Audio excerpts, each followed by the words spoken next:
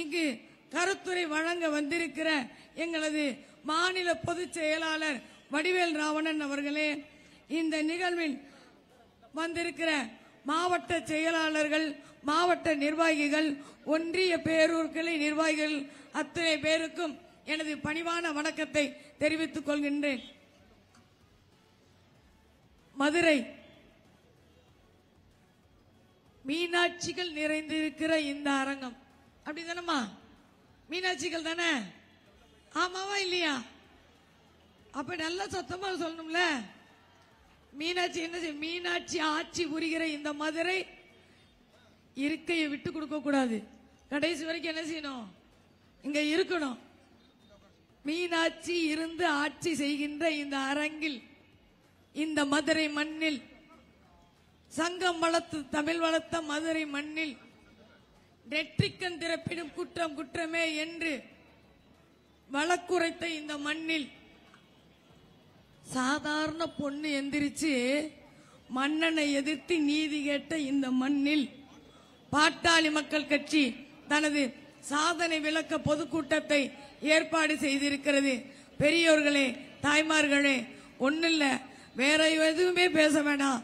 ஆனால் வைகை ஆற்றில் கைவை எல்லாம் கிடைக்கும் சொன்ன இந்த மண்ணில் இந்த வைகை காய்ந்து போய் கிடந்த நேரம் மருத்துவர் அன்புமணி ராமதாஸ் அவர்கள்தான் வைகையை காப்பாற்றுவோம் என்று பேரணியை மேகமலையிலிருந்து தொடங்கி ராமநாதபுரம் வரைக்கும் வைகை குறித்த தகவல்களோடு பயணித்தார். அது நடந்த பிறகுதான் இங்க வைகை இலையில் தடுப்பணைகளை கட்டி இன்னைக்காவது அழகர் வரும்போது கொஞ்சம் தண்ணியை காப்பாற்றி வச்சிருக்கிறோம். மருத்துவர் அன்புமணி ராமதாஸ் அவர்கள் வந்த பிறகுதான் அந்த வைகையை பாதுகாப்போம் என்ற பேரணிக்கு பிறகுதான் இந்த வைகை அணையில் தடுப்பணை கட்டப்பட்டிருக்கிறது. தென்பகுதியில் இமானுவேல் சேகரன் நினைவு நாள் 11ஆம் தேதி நடைபெற்றது. அந்த மண்ணில் நாங்கள் பயணித்த போது, பாட்டாளி மக்கள் கட்சியின் அஞ்சலியை செலுத்த பயணித்த போது, அங்கிருந்து ஒரு சாமானியன் ஓடி வந்து, ஐயா ஐயா வந்திருக்கிறார், ஐயாவின் சார்பில் நீங்க வந்திருக்கிறீங்களா? கட்சி கொடியை பார்த்த உடனே ஐயா ஐயா என்று கண்ணீர் உருகி வந்து நின்று, ஐயா இல்லை என்றால் இந்த மக்களை ஒருங்கிணைக்க யார் இருக்கிறார்கள் என்று குரல் எழுப்பினார். அப்படி மக்களுக்கான அனைத்து சமுதாயத்துக்குமான எல்லா திட்டங்களையும் தீர்மானங்களையும் கொண்டு வந்து சேர்க்கிற பாட்டாளி மக்கள் கட்சியை கையெடுத்து செல்கின்ற இந்த பணியை இந்த மதுரை மண்ணில் அழுத்தமாக பதிவு செய்திருக்கிற மாவட்ட செயலாளர் சண்முகநாதன் அவர்களுக்கும் அவருடன் இணைந்திருக்கிற அத்தனை நிர்வாகிகளுக்கும் எனது வாழ்த்துக்களை தெரிவித்துக் கொண்டு, நமது இந்த மதுரை மண்ணில் பேருரையாற்ற வந்திருக்கிற மருத்துவர் அன்புமணி ராமதாஸ் அவர்களை 108 தந்த மருத்துவர் அன்புமணி ராமதாஸ் அவர்களை உங்கள் பலத்த கரகோஷமோடு இந்த மதுரை மண்ணில் மீனாட்சிகளின் வரவேற்போடும், மதுரை வீரர்கள்லாம் வந்தவங்கலாம் எங்க? மதுரை வீரர்கள் உங்களின் பலத்த கரகோஷத்தோடும் இந்த மதுரை மண்ணிற்கு எங்களது தலைவர் அவர்களை அன்போடு வரவேற்று, இந்த பாட்டாளி மக்கள் கட்சியின் சாதனைகள் தொடரும், இந்த மண்ணின் மக்களின் பிரச்சனைகளை தீர்க்கும் வரை தொடரும் என்று கூறிக்கொண்டு, அம்மா உங்களுக்கு காலையில எந்திரிச்ச உடனே 3 பிரச்சனை முக்கியமானது. என்னது? தண்ணி. குடிக்க தண்ணியை குடத்தை தூக்கிட்டு அலைகிறோமா இல்லையா? வீட்டுக்கு தண்ணி வண்டி வருமா வராதான்னு தேடுறோமா இல்லையா? அடுத்து நம்ம பார்த்து பயப்படுற தண்ணி. சாயங்காலமானா வீட்டுக்கார எங்க போயிடறான்? எங்க போயிடறாங்க? கடைக்கு போயிடறான். நம்ம பார்த்து பயப்படுற தண்ணி. ஆனா அடுத்து சாதாரணமா என்ன ஆசைப்படுறோம்? என் புள்ள நல்லா படிச்சு சொந்த காலில் நின்று என்ன காப்பாத்தாதான் நினைக்கிறோம். அதுக்கு என்ன வேணும்? அது இலவசமா படிக்கணும். இந்த 3 விஷயத்துக்கும் உறுதி அளிக்கிற ஒரே தலைவர் மருத்துவர் அன்புமணி ராமதாஸ் அவர்கள். தண்ணி வேணும்னு நீங்க பேசணும்னா நீர் எப்படி மேலாண்மை செய்ய வேண்டும் என்று ஒவ்வொரு ஊரையும் என்ன நதி ஓடுது, எங்க பிறக்குது, எந்த வழியாக கடக்குது, எவ்வளவு தண்ணி பாசனத்திற்கு பயன்படுது. எவ்வளவு தண்ணீர் கடலில் கலக்கிறது என்று ஒரு சின்ன துண்டு சீட்டு கூட இல்லாம பேச தெரிந்த, அதை சொல்ல தெரிந்த, செயல்படுத்த தெரிந்த ஒரே தலைவர் மருத்துவர் அன்புமணி ராமதாஸ் அவர்கள். அது நடந்தா உங்க முதல் பிரச்சனை தீருமா இல்லையா? தீருமா இல்லையா? ரெண்டாவது, நீங்க பயப்படுற தண்ணி, பயப்படுறீங்களா இல்லையா? எம்பிட்டு வாங்கி உள்ள வச்சாலும் எங்க போயிருது? காணா போகுது. போட்டிருக்கதெல்லாம் கவரிங் முகத்தி போட்டு வந்திருக்கிறோம். அதுக்கு மேல கேட்கட்டா அடி உதையில சாவு வரைக்கும் போய் சந்திச்சு வர்றோம். ஆனா பாட்டாளி மக்கள் கட்சி மட்டும்தான், மீனாட்சிகளே புரிந்து கொள்ளுங்கள், மதுவுக்கு எதிராக 40 ஆண்டு காலமாக போராடி வருகிறது.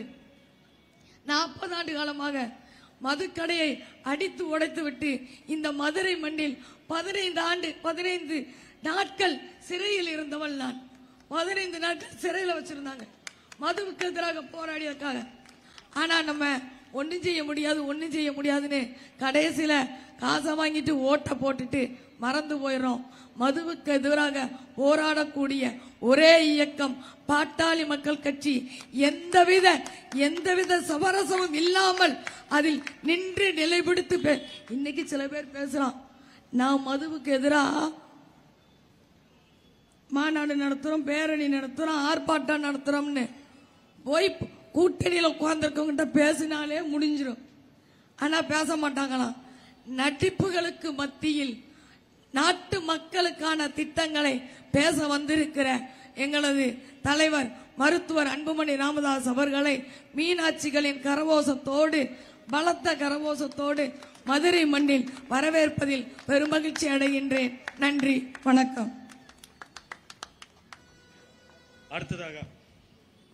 அடுத்ததாக பாட்டாளி மக்கள் கட்சியின் மாநில பொதுச் செயலாளர் ஐயா வடிவேல் ராவன் அவர்கள் உரையாற்றுவார்கள்.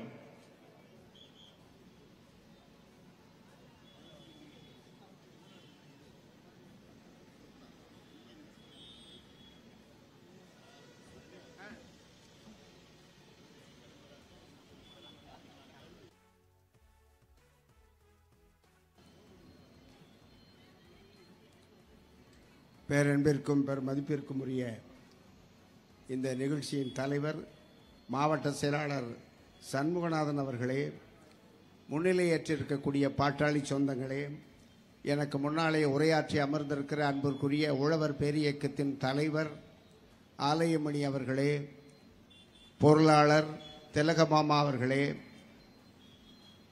நீண்ட நெடிய சிறப்புரை ஆற்ற வருகை தந்திருக்கும் தமிழகத்தின் எதிர்காலம் நம்முடைய விடியல் வெள்ளி மருத்துவர் அன்புமணி அவர்களே, இங்கே வருகை தந்து சிறப்பித்துக் கொண்டிருக்கும் பெரியோர்களே, தாய்மார்களே, தம்பி தங்கைகளே, ஊடகத்துறை நண்பர்களே, காவல்துறை நண்பர்களே, உங்கள் அனைவருக்கும் என் அன்பார்ந்த வணக்கங்களை தெரிவித்துக் கொள்கிறேன்.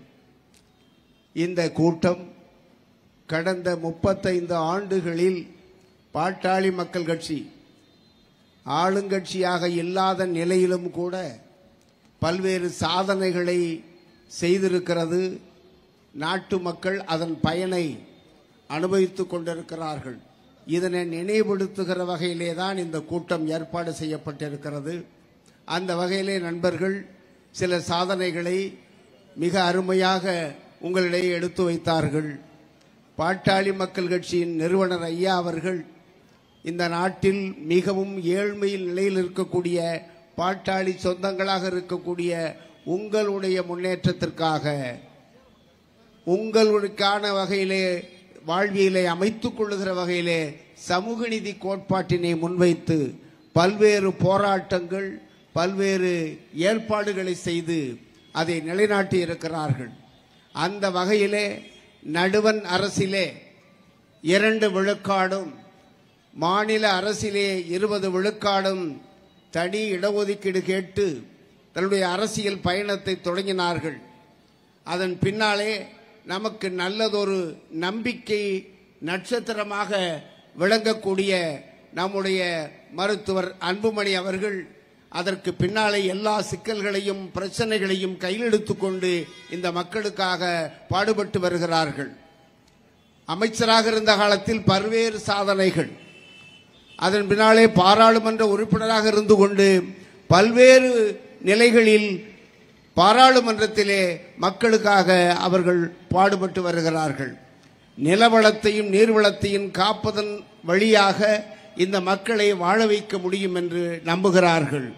அதற்காகவே ஆறுகளை, நீர்நிலைகளை பாதுகாப்பதற்காக முதலாக தமிழகத்திலே அப்படிப்பட்ட ஒரு ஏற்பாட்டினை செய்து எல்லா ஆறுகளையும் காக்கிற அந்த போராட்டத்தை, அந்த ஆற்று பாசனம் பெறக்கூடிய பகுதிகளிலே நடந்து சென்று, பயணமாய் சென்று அதை சாதித்திருக்கிறார்கள். அது மட்டுமல்லாமல் நம்முடைய உடல் நலத்தை கவனிக்கிற வகையிலே புகை நமக்கு பகை என்கிற வகையிலே ஒரு சட்டத்தை கொண்டு வந்தார்கள். பெரும்பாலும் பொது இடங்களிலே, பேருந்து நிலையங்களிலே, பல்வேறு இடங்களிலே இளைஞர்கள், குறிப்பாக ஆண்கள் புகைப்பிடித்து மற்றவர்களையும் கெடுத்து கொண்டிருக்கிற நிலையிலேதான் அப்படிப்பட்ட புகை கூடாது என்று ஒரு சட்டம் கொண்டு வந்தார்கள். இப்பொழுது பெரும்பாலும் பொது இடங்களிலே புகைப்பிடிப்பதை நாம் பார்க்க முடிவதில்லை. அது நம்முடைய சாதனை, பாட்டாளி மக்கள் கட்சியின் சாதனை. நம்முடைய மருத்துவர் அன்புமணி அவர்கள் சுகாதாரத்துறை அமைச்சராக இருந்து செய்த சாதனைகள். அதுபோல குடி, இந்த மது என்பது நாட்டுக்கும் வீட்டுக்கும் கேடு என்பதை எல்லாரும் பலகையிலே எழுதி வைத்து பார்த்திருக்கிறோம்.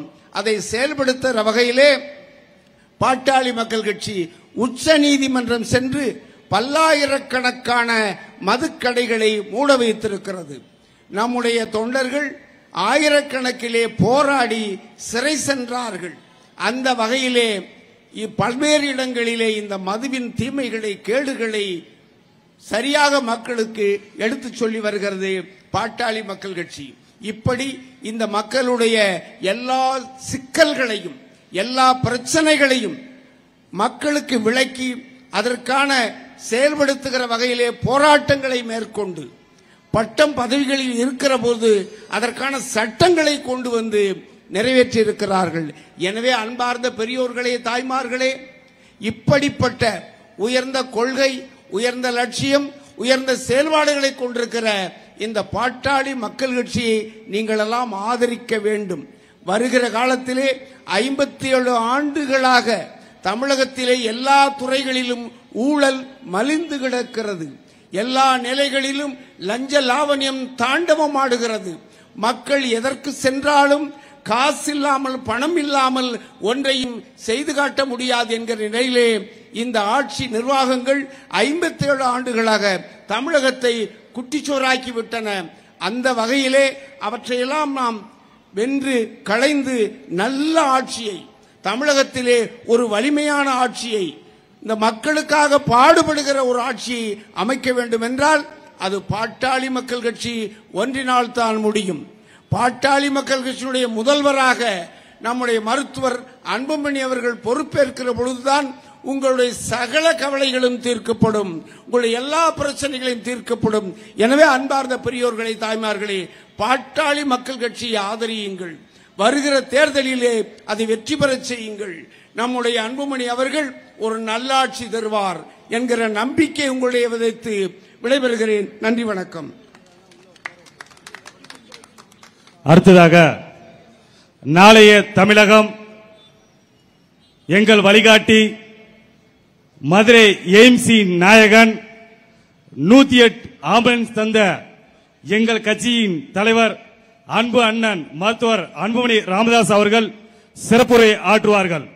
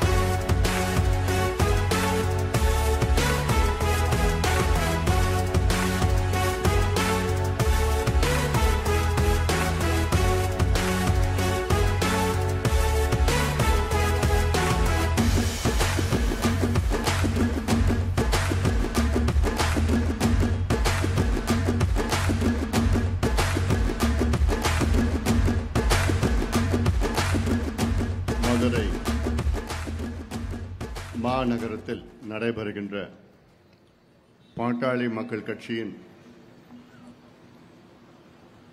36வது ஆண்டு துவக்க விழா பொதுக்கூட்டத்திற்கு வருகை தந்து எனக்கு முன்பு பேசி அமர்ந்த பாட்டாளி மக்கள் கட்சியின் பொதுச் செயலாளர் மரியாதைக்குரிய திரு வடிவேல் ராவணன் அவர்களே, பொருளாளர் மரியாதைக்குரிய அருமை சகோதரி திலகபாமா அவர்களே, இந்த நிகழ்ச்சிக்கு தலைமை தாங்குகின்ற மாவட்ட செயலாளர் அருமை தம்பி சண்முகநாதன் அவர்களே, முன்னிலை வகிக்கின்ற திரு பிரகாஷ் அவர்கள், திரு எஸ் சத்திரியேந்திரன் அவர்கள், நம்ம எல்லாம் அன்போடு வரவேற்ற வழக்கறிஞர் ராஜ்குமார் அவர்கள்,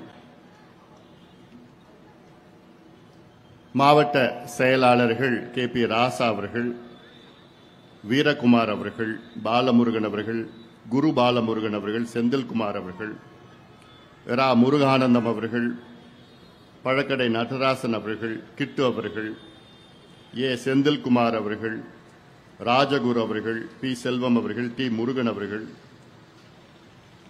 நன்றி உரையாற்ற இருக்கின்ற மனோ தேவேந்திரன் அவர்கள் மற்றும் இங்கே வரைய தந்திருக்கின்ற உழவர் பேரியக்கத்தின் தலைவர் ஆலயமணி அவர்கள், இளைஞர் சங்கத்தின் மாநில செயலாளர் முருகசாமி அவர்கள், திண்டுக்கல் சிவகுமார் அவர்கள், செல்வம் அவர்கள், அசோகன் அவர்கள், பிரேம்நாத், வைரமுத்து அவர்கள், அக்கீம் அவர்கள், உமாநாத் அவர்கள், டேனியல் இசக்கிமுத்து அவர்கள் உள்ளிட்ட மேடையில் இருக்கின்ற அனைத்து நாம் இயக்கத்தை சார்ந்த நிர்வாகிகளுக்கும், இங்கே வருகை தந்திருக்கின்ற பெரியோர்கள், தாய்மார்கள், வியாபார பெருமக்கள், விவசாய பெருமக்கள், ஊடக நண்பர்கள், காவல்துறை நண்பர்கள், என் உயிரினும் மேலான அன்பு பாட்டாளி சொந்தங்களே, உங்கள் அனைவருக்கும் இந்த அன்புமணி ராமதாசன் பணிவான வணக்கங்கள். உங்களை இன்று சந்திப்பதில் எனக்கு மிக்க மகிழ்ச்சி. அதிலும் மதுரையிலே சந்திப்பதில் எனக்கு பெருமையாக இருக்கிறது. இந்த மண் சாதாரண மண் கிடையாது. நம்முடைய தமிழ் வரலாறு என்றாலே நம்முடைய மதுரை மண்தான். அப்படிப்பட்ட மண்ணிலே பாட்டாளி மக்கள் கட்சியின் 36வது ஆண்டு துவக்க விழா கூட்டம் இங்கே நடைபெற்றுக் கொண்டிருக்கிறது. ஒரு கட்சி 36 ஆண்டு காலமாக வெற்றிகரமாக செயல்பட்டுக் கொண்டிருப்பது மிகப்பெரிய ஒரு சாதனையாக நான் கருதுகின்றேன். அதிலும் ஆட்சி அதிகாரம் வராமலேயே அல்லது வருவதற்கு முன்பாக செயல்பட்டு தமிழ்நாட்டுக்கு மட்டுமல்ல இந்தியாவுக்கே பல சாதனைகளை செய்து கொண்டிருக்கின்ற ஒரு கட்சி பாட்டாளி மக்கள் கட்சி. இந்த நிலை தமிழ்நாட்டிலே வேறு எந்த கட்சிக்கும் கிடையாது. ஆட்சி அதிகாரம் வருவதற்கு முன்பாக தமிழ்நாட்டின் அத்துணை பிரச்சனைகளிலும் ஈடுபட்டு போராடி அழுத்தம் கொடுத்து அதற்கு தீர்வுகளை பெற்று தந்து கொண்டிருக்கிறது பாட்டாளி மக்கள் கட்சி. அதிகாரம் வந்தால் அதிகாரம் வந்தவுடன் கையெழுத்து போடுவது பெரிது கிடையாது. ஒரு முதலமைச்சர் அவர்கள் கையெழுத்து போடுவது என்னை பொறுத்த வரைக்கும் அது பெரிய காரியமாக நான் பார்க்க முடியாது. ஆனால் எந்த அதிகாரம் இல்லாமல் அப்படிப்பட்ட முதலமைச்சர் அவர்களை கையெழுத்து போட வைப்பது தான் பெரிய சாதனையாக நான் பார்க்கின்றேன். அதைத்தான் பாட்டாளி மக்கள் கட்சி செய்து கொண்டிருக்கிறது. எங்களுடைய மருத்துவர் ஐயா 45 ஆண்டு காலம் ஒரு போராளியாக, சமூக நீதி போராளியாக வாழ்ந்து கொண்டிருக்கின்றார். ஐயாவுக்கு இன்று வயது 86. எத்தனை முறை தென் தமிழகத்திற்கு வருகை தந்து இங்கே ஒரு சின்ன பிரச்சனை என்றால் அடுத்த நொடி ஐயா அவர்கள் இங்கே வருவார்கள். இந்த மேடையில் இருக்கின்ற அத்தனை பேருக்கும் தெரியும். தொடர்ந்து வந்து தென் தமிழ்நாடு வளர்ச்சி பெற வேண்டும், வளம் பெற வேண்டும் என்ற நோக்கம் ஐயாவுக்கும் பாட்டாளி மக்கள் கட்சிக்கும். ஆனால் அப்படி தமிழ்நாட்டினுடைய தென்பகுதி வளர்ந்திருக்கிறதா, வளர்ச்சி பெற்றிருக்கிறதா, வேலை வாய்ப்பு உருவாகி இருக்கிறதா தொழில் வளம் பெற்றிருக்கிறதா என்று பார்த்தால் முற்றிலும் தோல்விதான். இதற்கு யார் காரணம் என்று உங்களுக்கு நன்றாக தெரியும். 57 ஆண்டு காலம் ஆட்சி செய்கின்ற இந்த இரு திராவிட கட்சிகள் தான். வேற யாரை நம்ம குறை சொல்ல முடியும்? 57 ஆண்டு காலம், இந்த 2 ஆண்டு காலம் தவிர தொடர்ச்சியாக இந்த இரு கட்சிகள் தமிழ்நாட்டை ஆண்டு கொண்டிருக்கின்றார்கள். அப்பொழுது எந்த அளவுக்கு தென்பகுதி வளர்ச்சி பெற்றிருக்க வேண்டும், ஆனாலும் வளம் பெறவில்லை. அதனால்தான் தென் தமிழ்நாட்டிலே எத்தனையோ பிரச்சனைகள், கலவரங்கள், ஜாதி கலவரம், மத கலவரம் நடந்து கொண்டிருக்கின்றன. இதற்கு ஒரே தீர்வு, இந்த பகுதி வளம் பெற வேண்டும், வளர்ச்சி பெற வேண்டும், வேலை வாய்ப்பு உருவாக்க வேண்டும். எங்களுடைய மருத்துவர் ஐயா அவர்கள் இன்று இந்தியாவிலேயே ஒரு மூத்த அரசியல் தலைவர். இது பிரதமர் மோடி அவர்கள் பலமுறை சொல்லியிருக்கின்றார்கள், பல மேடைகளிலே சொல்லியிருக்கின்றார்கள். இது அனைவரும் ஏற்றுக்கொள்ளுகின்ற ஒரு செய்தி. அப்படிப்பட்ட மருத்துவர் ஐயா அவர்கள், அவருடைய நோக்கம் என்று பார்த்தால் சமூக நீதி, சோசியல் ஜஸ்டிஸ். ஐயா ஒரு சமூக சீர்திருத்தவாதி, சோசியல் ரிஃபார்மர். அதனால்தான் தமிழ்நாட்டில் எந்த பிரச்சனை இருந்தாலும் அடுத்த நொடி அவர்கள், ஐயா அவர்கள் அதில் தலையிட்டு அதில் ஆய்வுகள் நடத்தி இந்த பிரச்சனைக்கு இதுதான் தீர்வு என்று அறிக்கை மூலமாக, போராட்டம் மூலமாக நேரடியாக சந்தித்து அழுத்தம் கொடுத்து அதற்கு விடை பெற்றுக் கொண்டிருக்கின்றார் மருத்துவர் ஐயா அவர்கள். இதுதான் பாட்டாளி மக்கள் கட்சி. பாட்டாளி மக்கள் கட்சிக்கு தமிழக மக்கள் ஒரு வாய்ப்பு தர வேண்டும். யார் யாருக்கோ தருகிறீர்கள், அவர்கள் எல்லாம் உங்களுக்கு செய்து கொண்டது எந்த ஒரு முன்னேற்றம் கிடையாது. மாறாக உங்களிடம் சூழ்ச்சியிட்டு சமுதாயங்கள் அடிப்படையில் பிரித்து சண்டை மூட்டி இந்த சமுதாயம் இவர்களுக்கு வாக்களிக்க வேண்டும், அந்த சமுதாயம் அவர்களுக்கு வாக்களிக்க வேண்டும் என்று சூழ்ச்சியால் காலகாலமாக இப்படி அரசியல் செய்து கொண்டு, அரசியல் பிழப்பு செய்து கொண்டிருக்கின்ற இந்த திராவிட கட்சிகள், அதிலும் குறிப்பாக நான் சொல்வது திமுக தான். அவர்கள் தான் இந்த சூழ்ச்சி செய்வதில் PhD செய்திருக்கின்றார்கள். காலகாலமாக நடைபெற்றுக் கொண்டிருக்கிறது. ஏதோ இது வட தமிழ்நாட்டில் மட்டும் கிடையாது, தென் தமிழ்நாட்டில் அதிகமாக இருக்கிறது. நினைத்து பாருங்கள். மருத்துவர் ஐயாவுடைய நோக்கம், பாட்டாளி மக்கள் கட்சியின் நோக்கம், தென் தமிழ்நாட்டில் இருக்கின்ற இரு பெரிய சமுதாயங்கள், 3 பெரிய சமுதாயங்கள் ஒன்று இணைந்தால் பிரச்சனைகள் மட்டும் இருக்காது, சண்டை இருக்காது, வளர்ச்சியும் வரும். அது கூட அமைதியான ஒரு சூழல் வரும், வளர்ச்சி வரும். இதே சூழல் தான் வட தமிழ்நாட்டிலும் இருபெரு சமுதாயங்கள் இருக்கிறது, இருபெரு சமுதாயம் இருக்கிறது. அந்த இருபெரு சமுதாயங்கள் ஒன்று சேர்ந்தால் வளர்ச்சி வரும், முன்னேற்றம் வரும். ஆனால் இந்த திராவிட கட்சிகளுக்கு அதெல்லாம் அவர்களுக்கு தேவையில்லை. அவர்கள் ஆட்சிக்கு வர வேண்டும். அதற்கு எந்த சூழ்ச்சி செய்து பிரித்து சண்டையை மூட்டிவிட்டு இவர்களுக்கும் அவர்களுக்கும் கொளுத்தி போட்டு சேர விடாமல் பார்த்துக் கொள்வதுதான் இந்த திராவிட மாடல். சொல்ற திராவிட மாடல்னா என்ன? சமூக நீதி எப்படி பெற வேண்டும்? பிரச்சனை பேசினால்தான் பெற முடியும். ஒரு காலத்தில் சாதியை வைத்துத்தான் அடக்குமுறைகள் நடைபெற்றன, இன்றும் நடைபெற்றுக் கொண்டுதான் இருக்கிறது. ஆனால் அந்த அளவுக்கு கிடையாது. சாதியை வைத்து அடக்குமுறைகள் நடைபெற்று அடக்கப்பட்ட, ஒடுக்கப்பட்ட, வஞ்சிக்கப்பட்ட, அடிமையாக்கப்பட்ட சாதிகள் எல்லாம் இன்று முன்னேற வேண்டும், சமநிலையில் அடைய வேண்டும் என்ற நோக்கம்தான் சமூக நீதி. இதுதான் எங்கள் ஐயாவுடைய மைய கருத்து, மைய கொள்கை. ஆனால் இப்பொழுது அடுத்த கட்டத்திற்கு தமிழ்நாடு சென்று கொண்டிருக்கிறது.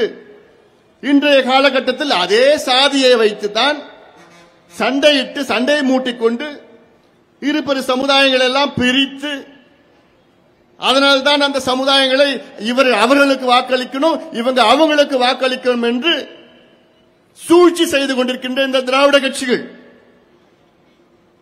உங்களுக்கு வளர்ச்சி வேண்டுமென்றால் பாட்டாளி மக்கள் கட்சிக்கு ஆதரவு கொடுங்கள். ஆனால் எங்கள் மீது விமர்சனம் என்ன?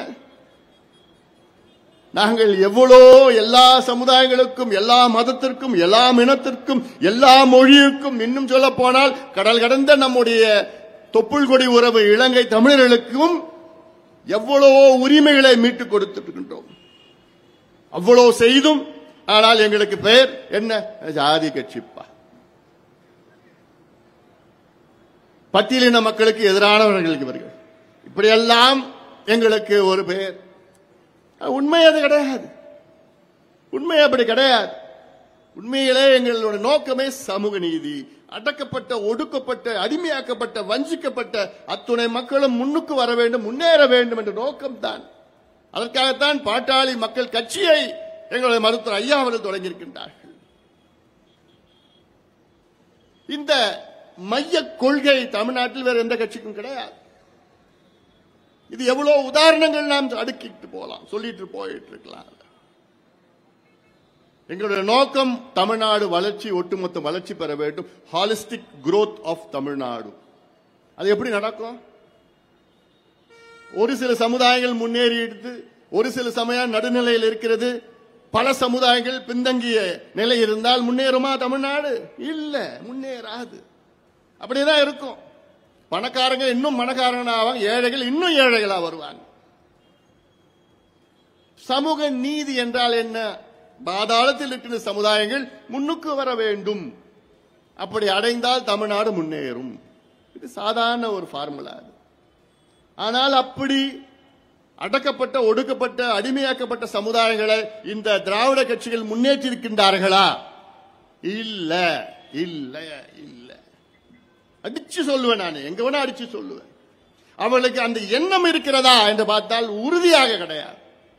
அந்த ஒரு துளியும் எண்ணம் அப்படி கிடையாது. இப்ப இருக்கின்ற முதலமைச்சர் ஸ்டாலின் அவர்களுக்கும் சரி, கடந்த ஆட்சியாளர்களுக்கும் சரி, இந்த ஒடுக்கப்பட்ட, அடக்கப்பட்ட சமுதாயங்கள் முன்னேற்றுவது அவங்களுடைய நோக்கமே கிடையாது. அவங்க ஆட்சிக்கு வரணும், அதற்கு என்ன சூழ்ச்சி செய்யணும், பணத்தை கொள்ளடிக்கணும், கொள்ளடிச்சு இப்படி ஒடுக்கப்பட்ட ஏழை மக்களுக்கு தேர்தல் நேரத்தில் 500 ரூபாய் 1000 ரூபாய் கொடுத்து ஆட்சிக்கு வந்து திருப்பி திருப்பி திருப்பி திருப்பி இதே கொள்ளடிச்சுட்டு திருப்பி கொடுக்கணும். அதை விட ஒரு மோசம், இந்த சமுதாயங்களுக்கு படிப்பு கொடுக்கறது கிடையாது, வேலை கொடுக்கறது கிடையாது. ஆனா கொடுக்கறது என்ன? சாராயத்தை கொடுத்து, மதுவை கொடுத்து, டாஸ்மாக் கடையை திறந்து இந்த சமுதாயங்கள்லாம் அடிமையாக, குடிகார சமுதாயங்களாக அப்படியே இருக்க வேண்டும் என்ற எண்ணம் தான் இந்த திராவிட கட்சிகளுக்கு, குறிப்பாக திமுகவுக்கு. இதுதான் திராவிட மாடல். திராவிட மாடல் என்ன தெரியுமாமா? தமிழ்நாட்டில் உள்ள இளைஞர்கள் மது இல்லாத இருக்க முடியாத ஒரு சூழல் தான் திராவிட மாடல். இப்ப இருக்கிற இளைஞர்கள், தமிழ்நாடு இளைஞர்கள் மது இல்லாம இருக்க முடியாது. அவனால ஒரு நாள் கூட கையெல்லாம் நடுங்க ஆயிடும். என்ன வயசு அவனுக்கு? 22 வயசு. இதுதான் திராவிட மாடல். கேடுகட்ட மாடல். இது கேடுகட்ட மாடல், வெக்கக்கட்ட மாடல். தமிழ்நாட்டு இளைஞர்களை சீரழித்துக் கொண்டிருக்கின்ற இது திமுக. மக்களை பற்றி எந்த அக்கறையும் கிடையாது முதலமைச்சர் அவர்களுக்கு. இந்த மதுவை விற்கணும், விற்கணும், திணிக்கணும், திணிக்கணும், திணிக்க வெளியில பேசுறது வேற, செய்யறது வேற. சமீபத்தில் அமைச்சர் சொல்றார், மதுவிலக்கு அமைச்சர் முத்துசாமி அவர்கள் சொல்றார், நாங்க இந்த மதுக்கடைகளை, டாஸ்மாக் கடை திடீர்னு மூடிட்டோம்னா என்ன நிலையை வந்துருவாங்க தமிழ்நாட்டு மக்கள் சொல்றாரு. என்ன நிலை வந்துருவாங்க? ஐயோ, இந்த பசங்க இளைஞர்கள் எல்லாம் அவ்வளவுதான் துடிச்சு போயிடுவாங்க. ஆந்திராவுக்கு போய் குடிப்பாங்க, பாண்டிச்சேரியில் குடிப்பாங்க, கேரளாவுக்கு போய் குடிப்பாங்க. யார் சொல்றது? அமைச்சர் சொல்றாரு. அப்ப இந்த நிலைக்கு கொண்டு வந்தது யார்? இதே அமைச்சர், இதே ஆட்சி, இதே திராவிட கட்சிகள் தான். அப்ப இதுதான் வளர்ச்சியா? வளர்ச்சி கிடையாது. எங்க கிட்ட ஒரு 5 ஆண்டு காலம் விட்டு பாருங்கள் தமிழ்நாட்டை. 5 ஆண்டு காலம் கூட வேண்டாம், 2 ஆண்டு காலம் விட்டு பாருங்க தமிழ்நாட்டை. 2 ஆண்டு காலம் போதும். அத்தனை துறைகளும் நாங்கள் எங்களுக்கு முன்னேற்றம் அடையும்.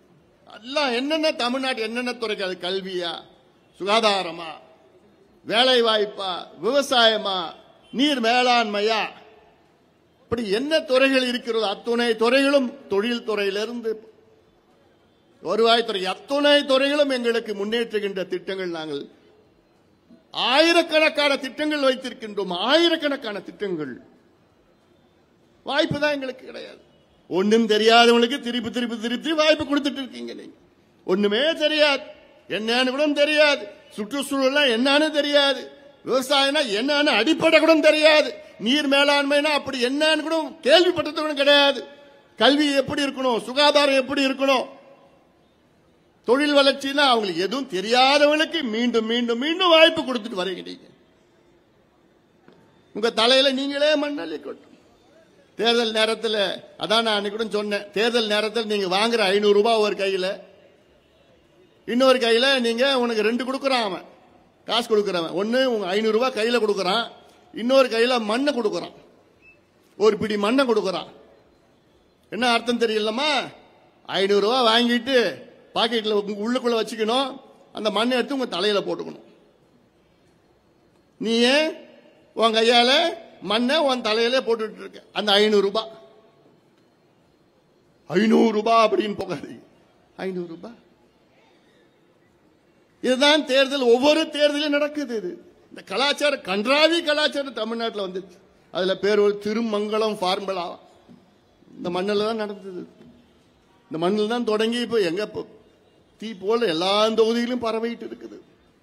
எப்படிப்பட்ட மண் இந்த மண், வரலாறு படைத்த மண் இந்த மண் அல்ல. இன்னைக்கு என்ன நிலையில் இருக்கிறது பாருங்கள். வைகை ஆறு நம்ம ஊர்ல போயிட்டு இருக்கு, அழகான ஒரு ஆறு. ஒரு காலத்தில் இன்னைக்கு சாக்கடையா ஓடிட்டு, சாக்கடையா மாறி இருக்கிறது. அதுக்கு காரணம் என்ன? யாரு காரணம்? இந்த திராவிட கட்சிகள் தான் காரணம், திராவிட கட்சிகள் தான் காரணம்.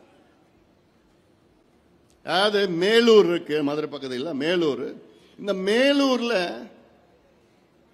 குடிக்கிறது தண்ணி எங்க இருந்து வருது தெரியுமா?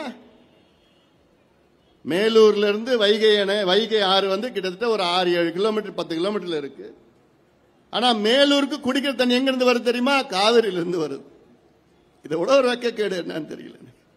இவ்வளோ பெரிய ஆறு வச்சுக்கிட்டு காவிரியிலிருந்து மேலூர் காவிரி குடிநீர் திட்டம் தண்ணி அங்க இருந்து வருது, தப்பு கிடையாது. ஆனா இருக்கிற நம்முடைய இயற்கை வளத்தை அழித்து ஒழித்து அப்புறம் காவிரியிலிருந்து தண்ணி எடுத்து வர்றது என்ன? வைகை ஆறு. இந்த வைகை ஆறு எங்க இருந்து வருதுன்னா வெள்ளிமலை மேகமலை ஒரு பகுதி, முல்லை பெரியாறுல இருந்து உபரி நீர் தேனி மாவட்டத்துக்கு கிடைச்ச பிறகு அதுக்கப்புறம் வர தண்ணி வைகை அணையில வருது. ஒரு பகுதி வந்து மேகமலை வெள்ளிமலை. மேகமலை வெள்ளிமலையில கிட்டத்தட்ட ஒரு 30-40 ஆண்டுகளுக்கு முன்பு அவ்வளோ மழை பெய்யும். ஏன் அப்ப மழை பெஞ்சதுன்னா அப்போ எல்லாமே வனப்பகுதியை காடாக இருந்தது. இந்த 40-50 ஆண்டுகளுக்கு முன்பு அந்த வெள்ளிமலை மேகமலையில 1.5 லட்சம் ஏக்கரை அழித்து அங்க டீ எஸ்டேட் போட்டாங்க. மரத்தை காட்டை எல்லாம் அழிச்சு டீ எஸ்டேட், தேயிலை தோட்டங்கள். அது தோட்டம் போட்டதுக்கு அப்புறம் மழை நின்று போச்சு, அவ்வளவுதான். தண்ணி இல்ல. ஏதோ தண்ணி வர தண்ணி எங்க இருந்து வருது? முல்லை பெரியாறுல இருந்து வர தண்ணி இப்ப அது வந்து சேருது, அவ்வளவுதான். இந்த பக்கத்தில் வர தண்ணி வரது இல்லை. அதை மீண்டும் காடாக மாற்ற வேண்டும், வேற வழி கிடையாது. அப்படி மாற்றினால்தான் வைகையில பழைய நிலை வரும். இதெல்லாம் வரணும்னா பாட்டாளி மக்கள் கட்சி ஆட்சிக்கு வரணும். ஏன்னா வேற எந்த கட்சிக்கும் இந்த தகவலோ இதுல ஒரு எண்ணமோ இது என்ன நடக்கும் எப்படி செய்யணும்னு ஒரு தெரியாது. வாயில வருது அந்த ஆதங்கம், அப்போ இருக்கு, வெளிப்படுத்தணும். எவ்வளோ கோபமா இருக்கு மனசுல எல்லாம், என்ன கோபம் இருக்கு. எவ்வளோ செய்யலாம் தமிழ்நாட்டு மக்களுக்கு, எவ்வளோ செய்யலாம், செய்ய துடிச்சிட்டு இருக்கிறோம். ஆனா அந்த அதிகாரம் வரலையே. ஒரு முறை அந்த அதிகாரம் கொடுத்து பாருங்களேன். திருப்பி திருப்பி திருப்பி திருப்பி இவங்களுக்கே கொடுக்குறீங்க, இவங்களே திருப்பி திருப்பி திருப்பி. அதுல இருந்து வெளியில வாங்க. இன்னும் அந்த அம்பாசிடர் கார் ஃபியட் காரை ஓட்டிட்டு இருப்பீங்க. இப்ப ஏதோ புது புது கார்லாம் வந்துடுச்சு இல்ல. இன்னும் பழைய அந்த பிளாக் அண்ட் ஒயிட் டிவி பார்த்துட்டு இருப்பீங்க.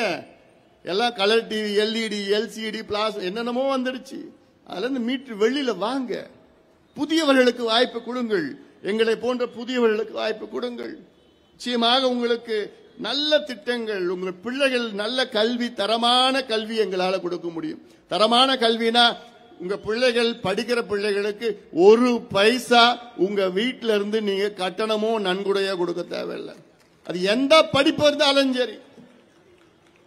பள்ளிக்கூடம் படிப்பா இருந்தாலும் சரி, கல்லூரி படிப்பு இருந்தாலும் சரி, கல்லூரியில மருத்துவ படிப்பு, பொறியியல் படிப்பு, வேற எந்த படிப்பு இருந்தாலும், சட்ட கல்வி, எந்த படிப்பு இருந்தாலும் சரி, ஒரு பைசா உங்க வீட்டில இருந்து கட்டணமோ நன்கொடையோ கொடுக்க தேவை நம்ம ஆட்சியில். இது எப்படி இருக்கும் பாருங்க. ஏன்னா கல்வி இலவசம், தரமான கல்வி, பள்ளி கல்வியா இருந்தாலும் சரி, கல்லூரி கல்வி இருந்தாலும் சரி, ஆராய்ச்சி கல்வி இருந்தாலும் சரி, அத்தனையும் அரசாங்கம் முதலீடு செய்யும். இதுதானே உண்மையான முதலீடு. படிப்பு கொடுக்கிறது தான் முதலீடு. படிப்பு கொடுத்தாதான் ஒரு நாடு வளர்ச்சி பெறும், ஒரு மாநிலம் வளர்ச்சி பெறும். ஆனா இவங்க அதுல முதலீடு செய்யறாங்களா? இல்ல. சாராயத்துல முதலீடு செய்யறாங்க. அடுத்தது சுகாதாரம். உடம்பு சரியில்லைன்னு வச்சுக்கோங்களேன், நல்ல தரமான மருத்துவ வசதிகளை உங்களுக்கு இலவசமாக கொடுக்கின்ற ஆட்சி பாட்டாளி மக்கள் கட்சி ஆட்சி தான். ஏன்னா இன்னைக்கு சுகாதாரம் என்று சொன்னாலே அதுக்கு மறுபெயர் யாரு? பாட்டாளி மக்கள் கட்சி. பாட்டாளி மக்கள் கட்சி அது யாராலும் மறுக்க முடியாது. 5 ஆண்டு காலம் நான் மத்திய சுகாதாரத்துறை அமைச்சராக இருந்த நேரத்தில் இந்தியாவுக்கு எத்தனையோ திட்டங்கள் கொண்டு வந்தவன். அதில் எனக்கு மிகவும் பிடித்த ஒரு திட்டம் 108 ஆம்புலன்ஸ் திட்டம். அது ஒரு போன் பண்ணிட்டா போதும், உடனே 5-10 நிமிடத்தில் உங்களை வந்து காப்பாத்திட்டு போகுது. பிரசவ வலி துடிச்சிட்டு இருந்தீங்கன்னு வச்சுக்கோங்களேன், ஒரு போன் பண்ணா போதும், வந்து நேரா அம்மாவும் குழந்தையும் காப்பாத்திட்டு போகுது. கடந்த 7-8 ஆண்டுகளில் ஆம்புலன்ஸ் 108 ஆம்புலன்ஸ்க்குள்ளேயே கிட்டத்தட்ட 25,000 குழந்தைகள் பிறந்திருக்கு. ஆம்புலன்ஸ் உள்ள அவங்க கூட்டிட்டு போய் ஆஸ்பத்திரியில் இல்ல, அந்த ஆம்புலன்ஸ் 108 ஆம்புலன்ஸ்க்குள்ளேயே 25,000 குழந்தைகள் பிறந்திருக்குதுன்னா அதெல்லாம் நினைச்சு பாருங்க. இதெல்லாம் கொண்டு வந்தது யாரு? பாட்டாளி மக்கள் கட்சி. இதுதான் புதுமை, இதுதான் திட்டம். தேசிய கிராமப்புற சுகாதார திட்டம், நேஷனல் ரூரல் ஹெல்த் மிஷன். இன்னைக்கு எந்த PHT, CHT, சப் சென்டர் எதுக்கு போனாலும் சரி, ஆரம்ப சுகாதார மையம், துணை சுகாதார மையம், வட்ட மருத்துவமனை, மாவட்ட மருத்துவமனை, எத்தனை எங்க போனாலும் இன்று இந்திய அளவில் நன்றாக இன்று சிறப்பாக செயல்பட்டு கொண்டிருக்கின்ற அந்த சூழல் உருவாக்கியது யாருன்னா பாட்டாளி மக்கள் கட்சி. பாட்டாளி மக்கள் கட்சி, பாட்டாளி மக்கள் கட்சி. இது ஐநா சபை அங்கீகாரம் செய்திருக்கிறது. ஐநா சபை, யுனைடெட் நேஷன்ஸ் எல்லாம் நீங்கள் சிந்திங்க. இதுதான் புதுமை. இது something new for Tamil Nadu, India. இந்த புதுமை தான் நீங்கள் கேட்க வேண்டும். இது உங்களுடைய உரிமை. ஆனா அதை பழைய குண்டு செட்டியில குதிரை ஓட்டுறது அதே வசனம், அதே திட்டம், அதே வந்து திமுக ஒரு திட்டம்னா பேர் மட்டும் அதிமுக மாத்திடுவாங்க. அதிமுக திட்டம் போட்டு அது வந்தான்னா பேர் மட்டும் மாத்தி அதே திட்டம் அதேதான். ஆனா எல்லாமே உங்களுக்கு கோபம் தான் வரும். என்னடா அதேதான், நம்ம வாழ்க்கையை எப்படிதான் போகுமான்னு. அந்த கோபம் தேர்தலுக்கு ஒரு நாளுக்கு முன்னாடி போயிடும். 500 ரூபாய் பார்த்துட்டீங்களா, காந்தியை பார்த்துட்டீங்க, அவ்வளவுதான். அதற்கப்புறம் ஓட்டு போட்டுட்டு அப்புறம் அடுத்த நாள்ல இருந்து கோபம் வந்துட்டு இருக்கு. திருப்பி அடுத்த 5 ஆண்டு காலம் இதுதான் தொடர்ச்சியா வந்துட்டு இருக்கு. அதுல இருந்து மீண்டு வாங்க. ஏன்னா இங்க தென் மாவட்டம் வளர்ச்சி பெற வேண்டும். இப்ப சமீபத்தில் முதலமைச்சர் அவர்கள் அமெரிக்காவுக்கு போயிருந்தார். 17 நாள் பயணம் அமெரிக்காவில். 17 நாள் கழிச்சு நேற்றைய முன்தினம் மறுபடியும் தமிழ்நாட்டுக்கு வந்தார். வந்து பேட்டி கொடுக்கிறாரு. நான் 17 நாட்கள் அங்கே சுற்றுப்பயணம் செய்து தமிழ்நாட்டிற்கு 7,600 கோடி ரூபாய் நான் முதலீடு பெற்றுக் கொண்டு வந்திருக்கின்றேன். எவ்வளவு? 7,600 கோடி ரூபாய். அதுல 17 நாள் போயிருக்கிறார். பக்கத்து மாநிலத்தில் தெலுங்கானா முதலமைச்சர் சுற்றுப்பயணம் போனார். 5 நாள் தான். 5 நாள்ல 30,000 கோடி ரூபாய் முதலீடு வாங்கிட்டு வந்தார். மகாராஷ்டிரா முதலமைச்சர் வெளிநாட்டுக்கு போனார். அவர் கிட்டத்தட்ட 3 லட்சம் கோடி ரூபாய் முதலீடு வாங்கிட்டு வந்தார். அது முதலீடுனா அது முதலீடு கிடையாது, அது வந்து புரிந்துணர்வு ஒப்பந்தம், மெமரண்டம் ஆஃப் அண்டர்ஸ்டாண்டிங், MOUன்னு சொல்லுவாங்க, கையெழுத்து போட்டுடுவாங்க, அவ்வளவுதான். அவங்க வந்து முதலீடு செய்யணும், எப்ப செய்ய போறாங்க, எப்படி செய்ய போறாங்கன்னு யாருக்கும் தெரியாது, செய்வாங்களான்னு தெரியாது. முதலமைச்சர் பேசுறாரு, திமுக ஆட்சி வந்து 3 ஆண்டுகளில் 10 லட்சம் கோடி ரூபாய் தமிழ்நாட்டில் முதலீடு வந்திருக்கிறது என்று பொய் சொல்லிட்டு இருக்கிறார். முதலீடு எல்லாம் வரல. 10 லட்சம் கோடி ரூபாய்க்கு புரிந்துணர்வு ஒப்பந்தம் MOU போட கையெழுத்து போட்டு இருக்கிறாங்க. MOU எப்படி போடுவாங்க தெரியுமா? இங்க ஒரு 4-5 கம்பெனியை கூப்பிடுவாங்க, பேசுவாங்க. ஏன்பா ஒரு 500 கோடி ரூபாய் கையெழுத்து போடுப்பா. அவங்களுக்கு என்ன, சரி போட்டுடுறேன். அவங்க முதலீடு செய்வாங்களா செய்ய மாட்டாங்கன்னு தெரியாது. கையெழுத்து மட்டும் போட்டு கணக்கு அமைப்பாங்க. ஓ 10 லட்சம் கோடி வந்துடுச்சுப்பா அப்படின்னு விளம்பரப்படுத்தி உங்களை ஏமாத்துறது தான். இதுதான் வேலை, அவங்களோட வேலை. 10 லட்சம் கோடி ரூபாய் சொல்றாங்களே, இந்த 10 லட்சம் கோடி ரூபாயில எவ்வளவு முதலீடு செஞ்சிருக்கிறாங்க? இந்த 3 ஆண்டுகளில் எவ்வளவு முதலீடு தமிழ்நாட்டுக்கு வந்திருக்கு பாத்தீங்கன்னா வெறும் 68,000 கோடி தான். வெறும் 68,000 கோடி.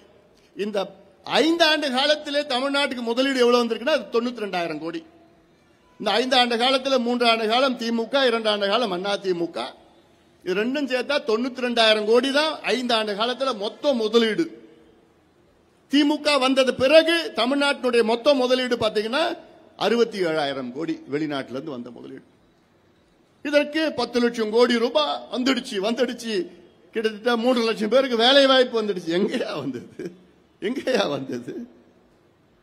இப்படி தொடர்ந்து ஏமாத்திட்டு இருக்கு. இப்ப முதலமைச்சர் அமெரிக்கா போயிட்டு வந்தார்ல, இந்த அமெரிக்கா பயணத்தில் தென் தமிழ்நாட்டுக்கு எவ்வளவு முதலீடு தெரியுமா? யாராவது சொல்ல முடியுமா? மேடையில் சண்முகனா சொல்ல போய தெரியல. எவ்வளவு தெரியுமா? 7,500 கோடி ரூபாய், 7,600 கோடி ரூபாய். தென் தமிழ்நாடு எவ்வளவு முதலீடு தெரியுமா? முதலீடு இல்ல, கையெழுத்து. எவ்வளவு? 50 கோடி ரூபாய். 7,600 கோடியில் தென் தமிழ்நாட்டிற்கு எவ்வளவு முதலீடுன்னா 50 கோடி. இது ஒரு முதலீடாயா? இதுக்கு நீங்க அமெரிக்கா போனோமா? இது எவ்வளவு ஒரு மோசடி. தமிழ்நாட்டில் சென்னைக்கு பிறகு பெரிய மாநகரம் மதுரை. சென்னையில் எவ்வளோ முதலீடு நடந்துட்டு இருக்கு. அப்போ இயல்பாக எங்க முதலீடு நடக்கணும்? மதுரையில் தான் நடக்கணும். அப்படி நடைபெற்றுகிறதா? இல்ல. 2013 இங்க மதுரை தூத்துக்குடி தொழில் வழிச்சாலை corridor, Madurai Thoothukudi industrial corridor என்று 2013 அறிவித்தார்கள். கிட்டத்தட்ட 11 ஆண்டுகள். இந்த 11 ஆண்டுகளில் இந்த தொழில் வழிச்சாலையில என்ன நீங்க செஞ்சீங்க? என்ன முதலீடு செஞ்சீங்க? எவ்வளவு முதலீடு நடந்தது? சாலைகளை ஒழுங்கா போட்டீங்களா? ரயில் தொடர்பு இருக்கிறதா? தொழிற்சாலைகள் தொடங்கினாங்கன்னு பார்த்தா எதுவுமே நடக்கல. அப்போ என்னதான் நடத்திட்டு இருக்கீங்க? என்னதான் செஞ்சிட்டு இருக்கிறீங்க? இது எவ்வளவு பெரிய ஒரு மோசடி. தென் தமிழ்நாட்டில் நாங்குநேரி, திசையன் வேலை நாங்குநேரி அந்த பகுதியில் சிறப்பு பொருளாதார மண்டலம் என்று SEZ ஸ்பெஷல் எக்கனாமிக் ஜோன் என்று எப்போ முரசொலி மாறன் அவர்கள் காலத்தில் நிலத்தை ஒதுக்கி அப்போ தொடங்கினாங்க. இப்போ அதுல என்ன எவ்வளவு முதலீடு வந்திருக்கு? எவ்வளவு தொழிற்சாலைகள்லாம்? ஒண்ணுமே கிடையாது. ஆண்டுதோறும் ஒரு 500 கோடி 700 கோடி மொத்தத்தில், அவ்வளவுதான். எவ்வளவு வேலை வாய்ப்பு இல்ல. கங்கை கொண்டான் இங்க பகுதியில், மதுரைக்கும் தூத்துக்குடிக்கும் திருநெல்வேலி நடுவில் கங்கை கொண்டான், அதுல ஏதோ கொஞ்சம் தொழிற்சாலைகள் வருது, அதுலயும் ஒன்றும் கிடையாது. இதெல்லாம் இந்த கேள்விகள் நீங்கள் கேட்க வேண்டும். அதனால்தான் இங்க அந்த அளவுக்கு பிரச்சனைகள் இருக்கிறது, கலவரங்கள். ஏன்னா இந்த பிள்ளைங்களுக்கு வேலை இல்லை. கல்வியில முதன்மை மாவட்டங்கள் தென் மாவட்டங்கள். ஆண்டுதோறும் 10வது 12வது தேர்வுல பாத்தீங்கன்னா முதல் மாவட்டம் எது மாவட்டம்னா திண்டுக்கல் மாவட்டம், அல்லது விருதுநகர் மாவட்டம், இல்ல தூத்துக்குடி மாவட்டம், இல்ல கன்னியாகுமரி மாவட்டம். இப்படிதான் முதல் மாவட்டங்கள் தென் மாவட்டங்கள் தான். கல்வியில முதல் 10 மாவட்டங்கள் பாத்தீங்கன்னா ஒட்டுமொத்தமா தென் மாவட்டங்கள் தான் வருது. நல்லா படிக்க ஆரம்பிச்சுட்டாங்க, மகிழ்ச்சி, சந்தோஷம். ஆனா அந்த படிச்ச பிள்ளைங்களுக்கு வேலை கிடைக்குதானா? 0 வேலை, 0 எம்ப்ளாய்மெண்ட், எந்த வேலையும் கிடைக்கிறது கிடையாது. அதனாலதான் என்ன நடக்குது? படிச்ச பிள்ளைங்க சும்மா இருக்கிறான். சும்மா இருக்கிறதுனால எங்க போறான்? 6 மணிக்கு மேலே சாயங்காலம் டாஸ்மார்க். எங்க 6 மணிக்கு? காலையில 10 மணிக்கெல்லாம் போயிடலாம். சும்மா இருக்கிறான். அப்படி சும்மா இருந்தது தண்ணியை போட்டு அப்புறம் அடுத்தது என்ன பண்றான்? அப்புறம் போய் இங்க தகராறு நடக்குது, ஜாதி பிரச்சனை, மத பிரச்சனை, கலவரம் நடக்குது. இதுதான் நடக்குது. இதுக்கு தான் காரணமே இதுதான். அப்ப 57 ஆண்டு காலம் இந்த இரு கட்சிகளும் ஆட்சி செய்து இந்த பகுதி என்னையா செஞ்சீங்க? நீங்க என்னையா வளர்ச்சி கொண்டு வந்தீங்க? நீங்க எதுவுமே இல்ல. மீண்டும் மீண்டும் மீண்டும் மீண்டும் இந்த கட்சி போடணும், இல்ல இந்த கட்சிக்கு, இந்த கட்சி மாத்தி மாத்தி மாத்தி மாத்தி ஓட்டு போட்டுட்டு இருக்கீங்களே. ஒரு முறை நீங்க சிந்திங்க, கேள்வி கேளுங்க. இவங்க என்னையா பண்ணா? என் பிள்ளைக்கு என்ன பண்ணா? என் பொண்ணுக்கு என்ன பண்ணா? என் பொண்ணு படிப்பை கொடுத்தாங்களா? வேலையை கொடுத்தாங்களா? கொடுக்கல, இனியும் கொடுக்க போறது கிடையாது.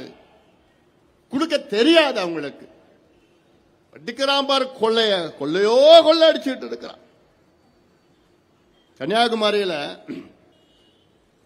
அடிக்கிறான் பாரு கொள்ளை. கன்னியாகுமரி, தென்காசி, திருநெல்வேலி மாவட்டம், மேற்கு தொடர்ச்சி மலை, அதெல்லாம் வரிசையா வருது. அதுல போய் இந்த கனிம வளத்தை அடிச்சு வெடிச்சு கிடிச்சு போட்டு இருக்கிற மண்ணு கல்லு எல்லாத்தையும் கேரளாவுக்கு எடுத்துட்டு போய் கொடுக்கறாங்க. கேரளாவில் அவங்க புத்திசாலி. ஏன் புத்திசாலி கேரளா மக்கள்? அங்க எதுவுமே கனிம வளத்தை எதுவுமே எடுக்க கூடாது. அவங்களுடைய கனிம வளம், அவங்களுடைய இயற்கையை, அவங்களுடைய வள நிலத்தை பாதுகாக்கிற மக்கள் அந்த மக்கள். அங்க மண் எடுக்க முடியாது, மணல் எடுக்க முடியாது, கல் எடுக்க முடியாது, மரத்தை எடுக்க முடியாது. சட்டம் இருக்கு கேரளாவில். சட்டம் மட்டும் இல்ல, இந்த மக்கள் விழிப்புணர்வா இருக்கிறார்கள். ஆனா இங்க ஆட்சிக்கு வந்தா போதும் அடிச்சு நாஸ்தி பண்ணு, கொள்ளையடி, கேட்கறது ஆள் இல்லை. நடந்துட்டு இருக்கு. சமீபத்தில் வயநாடு நிலச்சரிவு பார்த்திருக்கீங்கல்ல? கிட்டத்தட்ட 500 பேர் 600 பேர் இறந்திருக்கிறாங்க ராத்திரியில். அப்படியே டக்கு டக்கு கொஞ்ச நேரத்தில். அந்த நிலை கன்னியாகுமரிக்கு வரக்கூடாது. இதே நிலை தொடர்ந்தால் அதை விட வயநாட்டோட மோசமான சூழல் கன்னியாகுமரியில் வரும் என்று நிபுணர்கள் எச்சரித்துக் கொண்டிருக்கின்றார்கள். அதை பத்தி அரசாங்கத்துக்கு கவலை இருக்கா? இல்ல. அவங்களுக்கு வேண்டியது என்ன? காசு காசு காசு காசு. சட்டங்கள் இருக்கிறது. நீதிமன்றத்தில் ஒரு அதிகாரிக்கு 10 லட்சம் ரூபாய் தண்டத்தை கொடுத்தாங்க, அபராதம் கொடுத்தாங்க, ஃபைன் 10 லட்சம் ரூபாய். அதெல்லாம் கண்டுக்க கூட இல்லை. 10 லட்சம் தானே கட்டிட்டு போ. ஒரு நாளைக்கு 10 கோடி 20 கோடி 50 கோடி சம்பாதிச்சிட்டு இருக்கிறாங்க. இதையெல்லாம் சிந்தித்து பாருங்கள். சிந்தியுங்க தமிழக மக்களை, இளைஞர்களை சிந்தியுங்கள். எவ்வளவு காலமாக ஊமையாக இருப்பீர்கள்? அதை சிந்தித்து நல்ல ஒரு முடிவெடுங்கள். பாட்டாளி கட்சி ஒரு வித்தியாசமான கட்சி. அது வித்தியாசமான கட்சி. இன்னைக்கு மது ஒழிப்பு என்று சொன்னாலே அதற்கு மறுபெயர் பாட்டாளி கட்சி தான். வேற யாராவது அதுல குறை சொல்ல முடியுமா? இல்ல. எங்களுடைய மருத்துவர் ஐயா அவர்கள் 45 ஆண்டு காலம் மதுவை ஒழிக்க வேண்டும், அழிக்க வேண்டும் என்று பாடுபட்டு போராடி கொண்டிருக்கின்றார்கள்.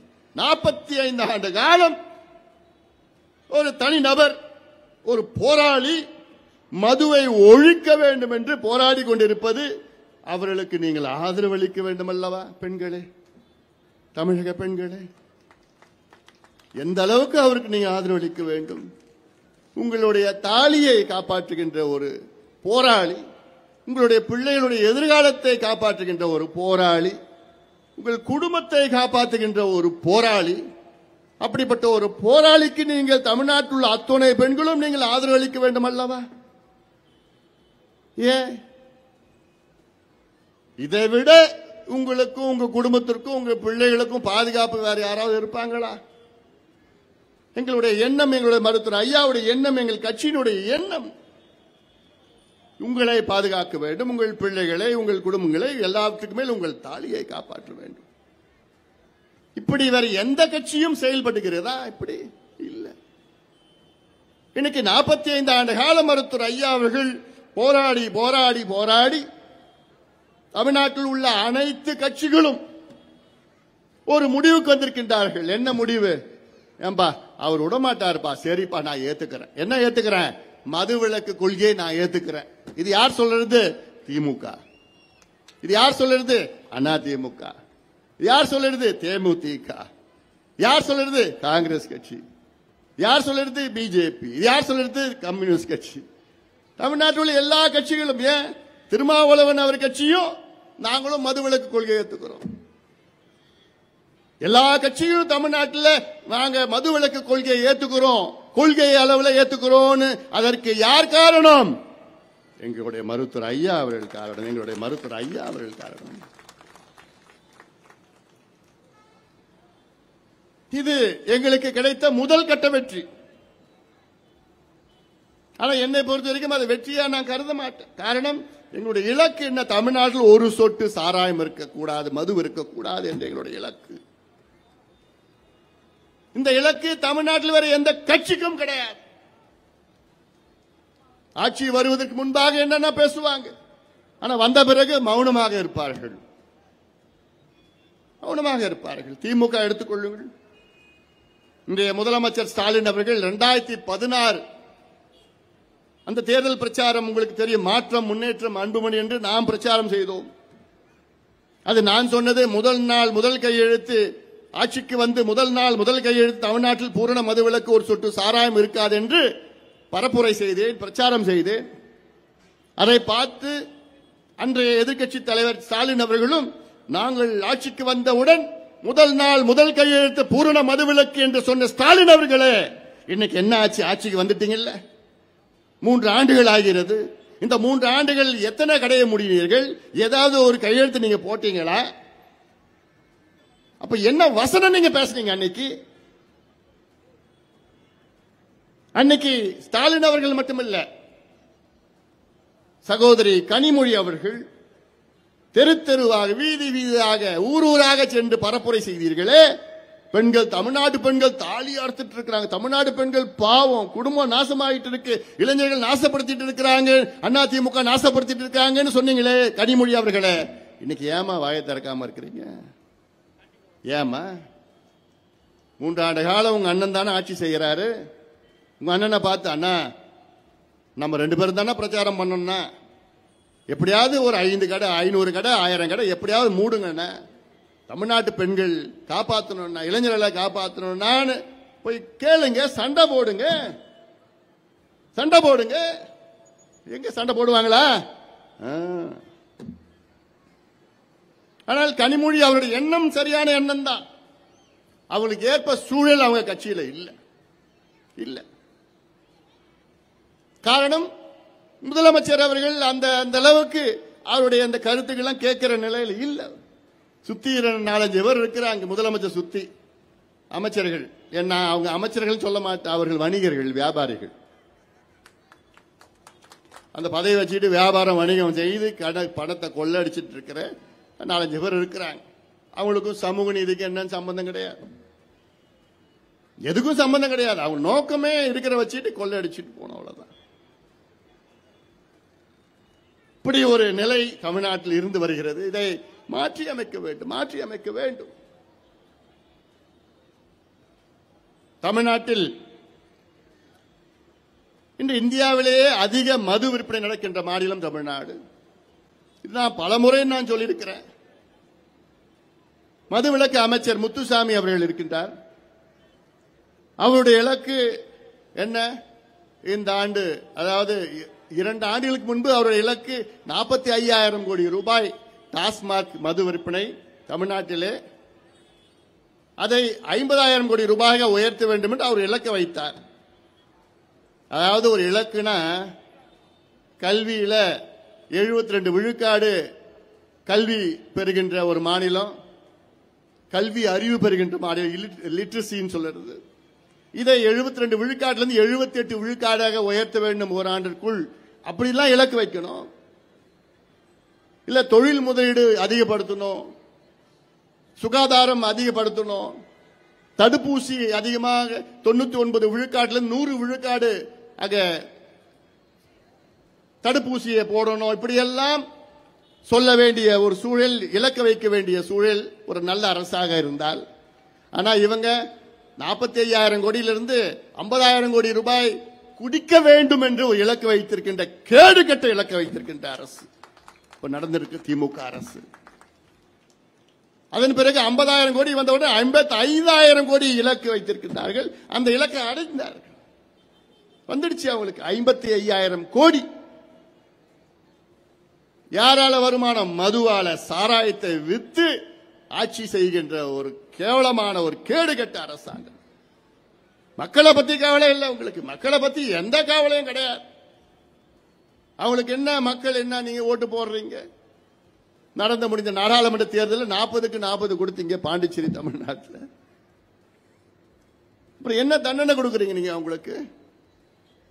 40 கொடுக்குறீங்க. ஆனா அவங்க மனசுல ஒன்று நடக்கலைன்னு அந்த குறை இருக்கிறது. அதுக்கு என்ன தீர்வு? புதிதாக தேர்வு செய்யுங்கள், எங்களுக்கு ஒரு வாய்ப்பு கொடுங்கள். எங்களுக்கு என்ன நாம் பதவி ஆசை அப்படி எல்லாம் கிடையாது. எங்களுக்கு நோக்கமே உங்களுக்கு திட்டங்கள் கொடுக்க வேண்டும், நல்லது செய்ய வேண்டும். அதுல ஒரு மிக முக்கியமான ஒரு திட்டம் என்ன திட்டம்? காவிரி குண்டாறு திட்டம். கேள்விப்பட்டிருக்கீங்களாமா? காவிரி குண்டாறு திட்டம் அதெல்லாம் உங்களுக்கு தெரியாது, தெரியறது வாய்ப்பு இல்லையா? ஏமா சண்முகம், நீ கேள்விப்பட்டிருக்கியா? தலையா இப்படி ஆட்டுறியா இல்ல இப்படி ஆட்டுறியா?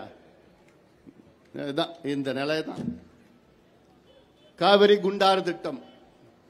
காவிரியில ஆண்டுதோறும் மிச்ச நீர், மிகை நீர், உபரி நீர் இதெல்லாம் கடல்ல போயிட்டு இருக்கு. ஏன் கடல்ல போறதுன்னா, சேலம் மாவட்டத்தில் மேட்டூர் அணை இருக்கு. காவிரி குறுக்க ஒரு மேட்டூர் அணை, பெரிய அணை. அது வெள்ளக்காரங்க காலத்தில் கட்டினது. அந்த மேட்டூர் அணையில 93 டிஎம்சி தண்ணி கொள்ளளவு கொண்ட அணை. அப்பப்ப தண்ணி 93 டிஎம்சிக்கு மேல தண்ணி வழிஞ்சதுன்னா அந்த வழிகிற தண்ணி எங்க போகுதுன்னா நேரா கடலுக்கு போகுது. ஏன் கடலுக்கு போகுதுன்னா, மேட்டூர் அணைக்கு கீழே அந்த தண்ணியை தேக்கி வைக்கிறதுக்கு எந்த அணைகளோ தடுப்பணைகளோ இந்த திராவிட கட்சிகள் கட்டல. 57 ஆண்டு காலமாக ஆட்சி செய்த இந்த கட்சிகள் அந்த தண்ணியை சேமிக்கணும், மிச்சப்படுத்தணும் அப்படின்னு அவங்களுக்கு தெரியல, கட்டல. கட்டலன்னா தண்ணி எல்லாமே கடலுக்கு போற தண்ணி. சரி, அதுக்கு என்ன பண்ணாரு? அந்த காலத்தில் நம்முடைய கர்ம வீரர் காமராசர். இன்னைக்கு காமராசர் அவர்கள் இல்லைன்னு பாத்தீங்கன்னா இன்னைக்கு யாரும் படிச்சிருக்க முடியாது. கல்வி தந்தை மட்டும் இல்லை, இன்னைக்கு நீர் மேலாண்மை, விவசாயம் அத்தனையும் யார் கொண்டு வந்தது? நம்முடைய கர்ம வீரர் காமராசர் அவர்கள். வைகை அணையை யார் கட்டினது? கர்ம வீரர் காமராசர் அவர்கள். மணிமுத்தாறு அணையிலிருந்து எவ்வளவு சொல்லிட்டு, சாத்தனூர் அணையிலிருந்து கேஆர்பி அணையிலிருந்து எல்லாம் சொல்லிட்டு போலாம். எவ்வளவு அணைகள், 11 நீர் தேக்கங்களை, நீர் திட்டங்களை, தேக்கங்கள் நீர் திட்டங்களை உருவாக்கினார்கள் காமராசர். அப்படி காவிரியில போற தண்ணிய, அதுல மிச்ச நீரை திருப்பி தென் மாவட்டங்களுக்கு கொண்டு வர திட்டம் தான் காவிரி குண்டார் திட்டம். ஏன்னா வைகையில தண்ணி இல்ல. கரூர்ல இருந்து அங்க ஒரு தடுப்பணை கட்டி அந்த தடுப்பணையிலிருந்து தண்ணியை கால்வாய் மூலமாக வெட்டி அதுல கட்டி, அதுல கரூர், சிவகங்கை மாவட்டம், புதுக்கோட்டை மாவட்டம், கொஞ்சம் திருச்சியில கொஞ்சம் வரும், அதன் பிறகு மதுரையில் வரும், மதுரையிலிருந்து வைகையில இணைச்சு, வைகையிலிருந்து திருப்பி இன்னும் தெற்க கொண்டு போய் விருதுநகர்ல போற குண்டார்ல இணைக்கிற திட்டம் தான் காவிரி குண்டார் திட்டம். இந்த திட்டம் அவசியமானது, அவசியமானது. ஏன்னா இன்னைக்கு குடிக்கிறது தண்ணி கிடையாது. இன்னைக்கு இதோட இன்னும் வருகின்ற காலம் மிக மோசமான காலமாக இருக்கும். காரணம் காலநிலை மாற்றம், பருவநிலை மாற்றம், கிளைமேட் சேஞ்ச், குளோபல் வார்மிங். நானும் தொண்டை தண்ணி வத்தத்தை கத்திட்டு இருக்கிறோம். எங்க ஐயா 30 ஆண்டு காலமாக கத்திட்டு இருக்கிறார். யோ திட்டம் போடியா, திட்டம் போடியா, தண்ணி வராதியா, தண்ணி கிடைக்காதியா. இப்ப ஏதோ கொஞ்சம் மழை பெய்யுது, அவ்வளவுதான். ஐநா சபை நிபுணர்கள் சொல்கிறார்கள் இன்னும் 10 ஆண்டுகளில் மழை கூட வரப்போறது கிடையாது, கடுமையான வறட்சி வரப்போகுது. அப்போ முன்னெச்சரிக்கை நடவடிக்கைகள் இப்பவே திட்டங்கள் போட்டு அங்கங்க தண்ணி போதும், கடலுக்கு போற தண்ணி எல்லாம் அது மிச்ச தண்ணி எல்லாம் இங்க கொண்டு வந்து அங்கங்க திருப்பி திருப்பி திட்டங்கள்லாம் வைக்கணும், செயல்படுத்தணும்னு தொண்டை தண்ணி வத்தி கத்திட்டு இருக்கோம். கத்துறோம் கத்துறோம் கத்துறோம், செய்யற நிலையில இல்ல இவங்க. காரணம் அதனுடைய முக்கியத்துவம் அவர்களுக்கு தெரியல. எங்களுக்கு தெரியுது, ஐயாவுக்கு தெரியுது, பாட்டாளி மக்கள் கட்சிக்கு தெரியுது, அவங்களுக்கு தெரியுது வாய்ப்பு கிடையாது. அவங்களுக்குலாம் என்ன, எதுக்குப்பா அதில் போய் காசா போடணும், வேற எதுலையா போட்டா அதுல கமிஷன் நிறைய வரும், இதுல போய் எதுக்கு காசா போடணும்? ஏன்னா இதெல்லாம் நம் வருங்கால சந்ததியினர்கள் மகிழ்ச்சியாக வாழ வேண்டும், விவசாயிகள் மகிழ்ச்சியாக வாழ வேண்டும், விவசாயம் பெருக வேண்டும், செழிக்க வேண்டும் என்ற நோக்கம் இருந்தால் இதில் முதலீடு செய்வார்கள். ஆனா அவங்களுக்கு அந்த எண்ணமும் கிடையாது. ஏன்னா இந்த ரெண்டு கட்சிகளும் அவங்க நோக்கம் என்னன்னா அடுத்த 5 ஆண்டு காலத்துல எப்படி கொள்ளடிச்சு அடுத்த தேர்தலில் மீண்டும் வெற்றி பெறுவோம் என்ற எண்ணத்துல தான் இந்த ரெண்டு கட்சியும் செயல்படுகிறார்கள். அவங்களுடைய நோக்கமே என்ன? அடுத்த தேர்தல். ஆனால் பாட்டாளி மக்கள் கட்சியுடைய நோக்கம் அடுத்த தலைமுறை மகிழ்ச்சியாக சந்தோஷமாக மிக சிறந்த முறையிலே தலை நிமிர்ந்து வாழ வேண்டும் என்ற நோக்கம். ஆனா இந்த கட்சிகள்லாம் அடுத்த தேர்தல் எப்படி வெற்றி பெறலாம், குறுகிய எண்ணம். அவர்கள் குறுகிய எண்ணம், அவ்வளவுதான். தொலைநோக்கு திட்டம், தொலைநோக்கு பார்வையெல்லாம் அவங்களுக்கு கிடையாது. ஆனா எங்களுக்கு அடுத்த தலைமுறை எப்படி இருக்கணும். சமீபத்தில் ஒரு ஆய்வு வந்தது. அந்த ஆய்வில் தமிழ்நாட்டில் உள்ள விவசாய பயன்பாட்டு நிலம் 48 விழுக்காடு இவங்க ஆட்சி வருவதற்கு முன்பாக 1967 ஆட்சிக்கு வந்த திமுக அன்று விவசாய பயன்பாட்டு நிலம் 48 விழுக்காடாக இருந்து இன்று 36 விழுக்காடாக குறைந்திருக்கிறது. கிட்டத்தட்ட 12 விழுக்காடு இந்த திராவிட ஆட்சி காலத்திலே விவசாய பயன்பாட்டு நிலம் குறைந்திருக்கிறது. அதுல எண்ணிக்கையில பாத்தீங்கன்னா 42 லட்சம் ஏக்கர் நிலம். 42 லட்சம் ஏக்கர் நிலம் தமிழ்நாட்டில் விவசாய பயன்பாட்டில் இருந்த நிலம் இன்று மாற்றி அமைக்கப்பட்டு ஒன்று தரிசாக இருக்கிறது அல்லது வேற பயன்பாட்டுக்கு மாற்றப்பட்டிருக்கிறது. அப்ப நம்ம வருங்கால சந்ததியினருக்கு எங்க சோறு கிடைக்கும்? எங்க சோறுக்கு போவாங்க? யார்கிட்ட போய் பிச்சை எடுக்க போறான்? பிச்சைக்காரனா நம்ம வைக்கணுமா அவங்கள? இல்ல, நம்ம கடமை அது. நம்ம சந்ததியினர்கள் சந்தோஷமா மகிழ்ச்சியாக சுயமரியாதையுடன் வாழ வேண்டும். அதற்கு இன்னைக்கு நீங்க முடிவெடுக்கணும். நல்ல முடிவெடுங்க. யார் தகுதியானவர்கள்? யாரால தமிழ்நாட்டை காப்பாற்ற முடியும்? யாரால தமிழ்நாட்டில் நீர் மேலாண்மைக்கு முக்கியத்துவம் கொடுக்க முடியும்? தமிழ்நாட்டுக்கு யார் விவசாயத்திற்கு மேம்படுத்த முடியும்? விவசாயத்தை மேம்படுத்த முடியும்? யாருக்கு நல்ல கல்வி கொடுக்க முடியும்? யாரால இன்னைக்கு சுகாதாரத்தை கொடுக்க முடியும்? ஒரே கட்சி, பாட்டாளி மக்கள் கட்சி. ஏன்? எந்த நம்பிக்கையில நான் சொல்றேன்? இன்னைக்கு எந்த துறையினா எடுத்துக்கிட்டோம் தமிழ்நாட்டில், கல்வியில எத்தனையோ மாற்றங்கள் நாங்கள் கொண்டு வந்தோம். கொண்டு வர செய்தோம். போராட்டம், ஆர்ப்பாட்டம் செய்து கொண்டு வர செய்தோம். நுழைவுத் தேர்வு ரத்திலிருந்து எவ்வளவு சொல்லிட்டு அடுக்கிட்டு போயிட்டு இருக்கலாம். சுகாதாரம் எவ்வளவு மாற்றங்கள் இந்தியாவுக்கு கொண்டு வந்தோம், தமிழ்நாட்டுக்கு கொண்டு வந்தோம். விவசாயம், வேளாண்மைனா இன்னைக்கு முழுமையான கட்சி பாட்டாளி மக்கள் கட்சி தான். காவிரி டெல்டாவை பாதுகாக்கப்பட்ட மண்டலமாக அறிவிக்க செய்தது பாட்டாளி மக்கள் கட்சி. உங்களுக்கெல்லாம் தெரியும், நீர் மேலாண்மை, விவசாயம் ரெண்டுமே கலந்தது. வைகையை காப்போம் என்று திலகபாமா அவர்கள் சொன்னார்கள். வைகையை காப்போம் என்று 2 நாள் பயணம் மேற்கொண்டேன். வெள்ளிமலை அடிவாரத்திலிருந்து அரசு மங்கலம் ஏறி, தாராமநாதபுரத்தில் அரசு மங்கலம் ஏறி தாண்டி போயிட்டோம். 2 நாள் சுற்றுப்பயணம் மேற்கொண்டு எப்படியாவது இந்த வைகையை காப்பாற்றணும். வைகை தாய், வைகை அன்னையை காப்பாற்றணும், தாமிரபரணியை காப்பாற்ற வேண்டும் என்று பாபநாசத்திலிருந்து புன்னகாயில் வரைக்கும் 2 நாள் சுற்றுப்பயணம் மேற்கொண்டேன். எதுக்கு? விளம்பரத்துக்கா? இல்ல, விழிப்புணர்வு ஏற்படுத்தி நம்ம ஆத்தை காப்பாற்றணும். காவிரியை காக்க வேண்டும் என்று 3 நாள் பயணத்தை மேற்கொண்டேன். பில்லிகொண்டிலிருந்து பூம்புகார் வரைக்கும் 3 நாள் ஊரா அங்க கரையில் இருக்கின்ற ஊரெல்லாம் சேர்ந்து அங்கே சென்று துண்டு பிரசுரங்கள் எல்லாம் கொடுத்து எப்படியாவது காவிரி தாயை காப்பாற்றணும். வாங்க. பாலாற்றை காப்பாற்ற வேண்டும் என்று 2 நாள் பயணம்.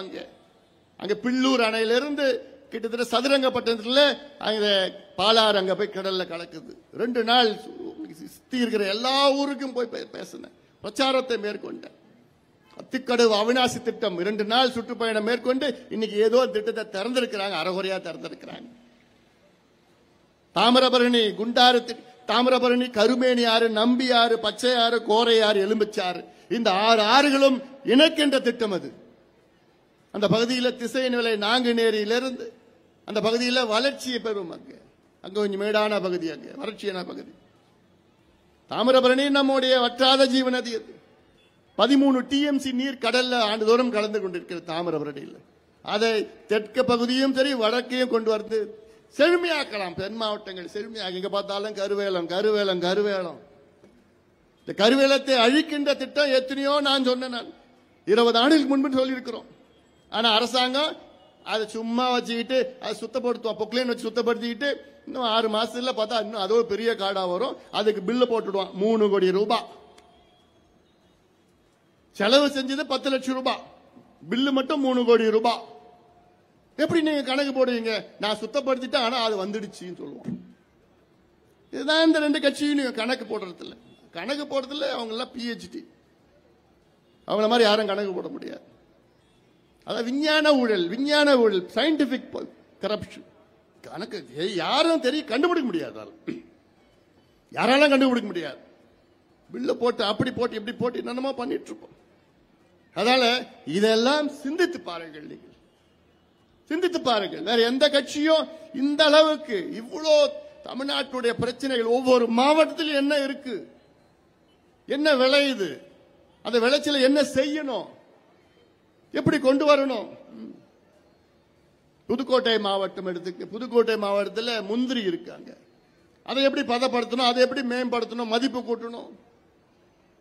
திண்டுக்கல் மாவட்டம் பூ பழங்கள் கனிகள், அதை என்னென்ன செய்யணும், எப்படி எப்படி செய்யணும், எல்லாமே நாங்க விலாவரியா கொடுத்திருக்கோம், திட்டங்கள் கொடுத்திருக்கிறோம். நாங்க தேனி மாவட்டம் சொல்லவே வேண்டாம். அந்த பகுதி முல்லை பெரியார் பகுதி நெல் நெல் நெல் அவ்வளோ செழுமையா அவ்வளோ அழகிய பகுதிகள். அதெல்லாம் பாதுகாத்துமா இல்ல. கன்னியாகுமரி மாவட்டம் பாத்தீங்கன்னா ரப்பர், தென்னை, ரப்பர் மரம் எல்லாம் அவ்வளோ, அது எல்லாம் அழிச்சு ஒழிச்சிட்டு இருக்கிறாங்க. தாமிரபரணி ஆற்றங்கரையில 2 பக்கமும் வாழை. ஆனா கொஞ்சம் காத்தடிச்சா முடிஞ்சு போச்சு, விவசாயம் முடிஞ்சு போச்சு, அவ்வளவுதான். ஆனா என்ன பண்ணிருக்கிறாங்க, அதுக்கு ஏதாவது ஒரு முன்னேற்ற திட்டம் எதுவும் கிடையாது. இப்படி ஒவ்வொரு தமிழ்நாட்டில் உள்ள 38 மாவட்டங்கள் இருக்கிறது. இந்த 38 மாவட்டங்களுக்கும் அது என்னென்ன விளையிறது, என்னென்ன மதிப்பு கூட்டு, என்னென்ன சிறப்பு வேளாண் பொருளாதார மண்டலங்கள் எப்படி செயல்படுத்தணும், எப்படி கொண்டு வரணும், மதிப்பு கூட்டி விவசாயிகளுக்கு எப்படி நன்மை பெறணும். இதுதான் பாட்டாளி மக்கள் கட்சி. இது தொடர்ச்சியா நாங்க சொல்லி வந்துட்டு இருக்கிறோம். சொல்லுது மட்டுமில்ல, எவ்வளோ அழுத்தம் கொடுத்து சில திட்டங்களை செயல்படுத்திட்டு இருக்கிறாங்க. சில திட்டங்களை வருத்தமா இருக்கு. நாங்க சொல்ற திட்டங்கள் எல்லாம் செயல்படுத்தினா இன்னைக்கு தமிழ்நாட்டில் இந்தியாவில் முதன்மை மாநிலம். எங்களை பொறுத்த வரைக்கும் தமிழ்நாடு பீகாரோட ஒப்பீடு செய்யக்கூடாது. தமிழ்நாடு சிங்கப்பூரோட ஒப்பீடு செய்யணும், தமிழ்நாடு ஜப்பான் கூட ஒப்பீடு செய்யணும், தமிழ்நாடு சவுத் கொரியா தென்கொரியா கூட ஒப்பீடு செய்யணும், கம்பேர் பண்ணணும். அதனால அதுதான் முழுமையான வளர்ச்சியா இருக்கும். அதில் இதை சிந்தியுங்கள், நீங்க சிந்தித்து நல்ல ஒரு முடிவெடுங்கள். ஏன்னா நானும் எவ்வளோ முறை இந்த மண்ணில் எத்தனையோ முறை பேசியிருக்கிறோம், எத்தனையோ மாநாடுகள் நடத்தி இருக்கிறோம். எங்க ஐயா அவர்கள் தொடர்ந்து இங்க பிரச்சனைனா உடனே அடுத்த நொடி இங்க வருவார். எல்லா சமுதாயமும் முன்னேற வேண்டும் என்ற நோக்கம், எந்த சமுதாயம் என்றாலும் சரி. அதிக அளவில் ஐயா இங்கே வருகை தந்தது தேவேந்திர குல சமுதாயத்தில்.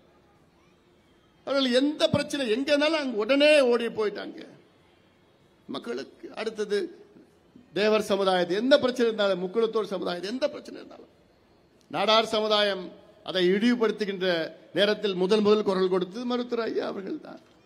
மீனவர் சமுதாயம் கூடன்குளம் பிரச்சனை, மீனவர் சமுதாயத்தில் 50,000 பேர் வைத்து தொடர் போராட்டம் செய்தது மருத்துவர் ஐயா அவர்கள் தான். இப்படி இந்த தென் மாவட்டங்களில் எவ்வளோ பிரச்சனைகள். இப்போ திண்டுக்கல்ல இஸ்லாமிய சமுதாயத்திற்கு மற்ற பிரச்சனை வந்த நேரத்தில் ஐயா அவர்கள் அங்கே சென்று அங்கே அந்த பிரச்சனைகள் எல்லாம் தீர்த்து வைத்தது எங்கள் மருத்துவர் ஐயா அவர்கள் தான். இப்படி ஒரு சமூக சீர்திருத்தவாதி ஐயா. ஐயாவே ஏதோ ஒரு குறுகிய வட்டத்தில் ஐயா பாட்டாளி கட்சி இது என்னப்பா, இது ஜாதி கட்சி சாதாரணமா சொல்லிட்டு போயிடலாம். எங்களை ஒரு குறுகிய வட்டத்தில் வைக்காதீர்கள். சமீபத்தில் கூட திருமாவளவன் அவர்களும் சொல்லியிருக்கிறார், அவர் ஏதோ மாநாடு நடத்திட்டு போங்க, யாரும் வேண்டான்னு சொல்லல. மது ஒழிப்பு மாநாடு, இது போன்ற மாநாடுகள் நாங்க ஆயிரக்கணக்கான கூட்டம், பொதுக்கூட்டம், ஆர்ப்பாட்டம், மாநாடுகள் எத்தனையோ நாங்க நடத்தி இருக்கிறோம். எங்களை போன்று தமிழ்நாட்டில் இந்தியாவிலே மது ஒழிப்பு இந்த மாதிரி போராட்டங்கள் எந்த கட்சியும் நடத்தியது கிடையாது. தமிழ்நாட்டில் இந்தியாவில் இந்தியாவில் யாரும் நடத்தியது கிடையாது. நாங்க நடத்தி இருக்கிறோம், இன்னும் நடத்திட்டு வரோம். அதான் காலையில கூட சொன்னேன் நான், மது ஒழிப்புல பாட்டாளி மக்கள் கட்சி PhD வாங்கியிருக்கு. திருமாவளவன் இப்பதான் LKGல முதல் படி எடுத்து வச்சிருக்கிறார். வரட்டும், தப்பு கிடையாது. அவருடைய எண்ணம் சரியான எண்ணம் தான். நீங்க நடத்துங்க, ஆனா எங்களை இழிவுபடுத்தாதீங்க, எங்களை அசிங்கப்படுத்தாதீங்க. நாங்க என்னமோ நாங்க கேட்ட மாதிரியும் நீங்க நாங்களாம் பாமகல கூப்பிட மாட்டோம்னு சொல்லி, நாங்க யாரு உங்களை கேட்டோமா? நீங்க நடத்திக்க, யாருன்னா கூட்டிட்டு போங்க. பாமக அது ஜாதி கட்சி, அதனால நாங்க கூப்பிடல. ஏன் நீங்க மட்டும் நான் அப்போ சும்மா வார்த்தையில விடக்கூடாது. அதெல்லாம் பாமக பட்டியலின மக்களுக்கு எதிரான கட்சி, அதனால நாங்க கூப்பிட மாட்டோம். யார் எதிரான கட்சி? யார் எதிரான கட்சி? இன்னைக்கு தமிழ்நாட்டில் பட்டியலின சமுதாயத்திற்கு அதிகமாக செய்த கட்சி பாட்டாளி மக்கள் கட்சி. நான் எங்க வேணா நான் சேலஞ்ச் பண்றேன், நான் எங்க வேணா நான் சேலஞ்ச் பண்றேன். அது திமுகவும் கிடையாது, அதிமுகவும் கிடையாது, காங்கிரஸோ கம்யூனிஸ்டோ எந்த கட்சியும் கிடையாது, பாட்டாளி மக்கள் கட்சி தாயா. இது நான் மட்டும் இல்ல, இதே திருமாவளவன் ஏத்துட்டு.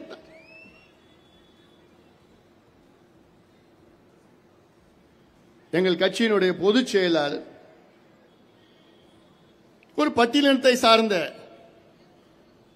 ஒரு நபராக இருக்க வேண்டும் என்று எங்கள் கட்சியில் ஒரு அரசியல் சாஸ்திரத்தில் எங்கள் கட்சியினுடைய கான்ஸ்டிடியூஷன் இருக்குயா. வேற தமிழ்நாட்டில் வேற எந்த கட்சியும் அப்படி வச்சிருக்கிறாங்களா? இன்னைக்கு திமுகவுக்கு வயசு 85, எவ்வளோ 75. திமுக வயசு 75, 49 தொடங்கப்பட்ட கட்சி அது. 75 வயது உள்ள திமுக இதுவரைக்கும் அந்த 3 பொறுப்புகள், கட்சி தலைவர், கட்சி பொதுச் செயலாளர், கட்சி பொருளாளர், இந்த 3 பொறுப்புகளில் இதுவரைக்கும் ஒரு பட்டியலினத்தை சார்ந்தவர்களுக்கு யாராவது கொடுத்திருக்காங்களா அந்த கட்சியில? இல்லையே. அப்புறம் என்னையா நீங்க சமூக நீதி பத்தி பேசுறீங்க? உங்களுக்கும் சமூக நீதிக்கு ஏதாவது சம்பந்தம் இருக்காயா? திமுக காரங்க கேட்கிறேன் நானு. அதிமுக செஞ்சிருக்காங்களா? இல்லையே. நாங்க செஞ்சிருக்கிறோம், எங்க கட்சி தொடக்கத்திலேயே நாங்க செஞ்சிருக்கிறோம். என் கட்சியினுடைய தொடக்கத்தில் செஞ்சிருக்கிறோம். எங்க கட்சியினுடைய பொதுச் செயலாளர் இருக்கிற வடிவேல் ராவணன் அவர்கள் தேவேந்திர குல சமுதாயத்தை சார்ந்தவர். என் கட்சியினுடைய பொருளாளர் திலகபாமா அவர்கள் நாடார் சமுதாயத்தை சார்ந்தவர்.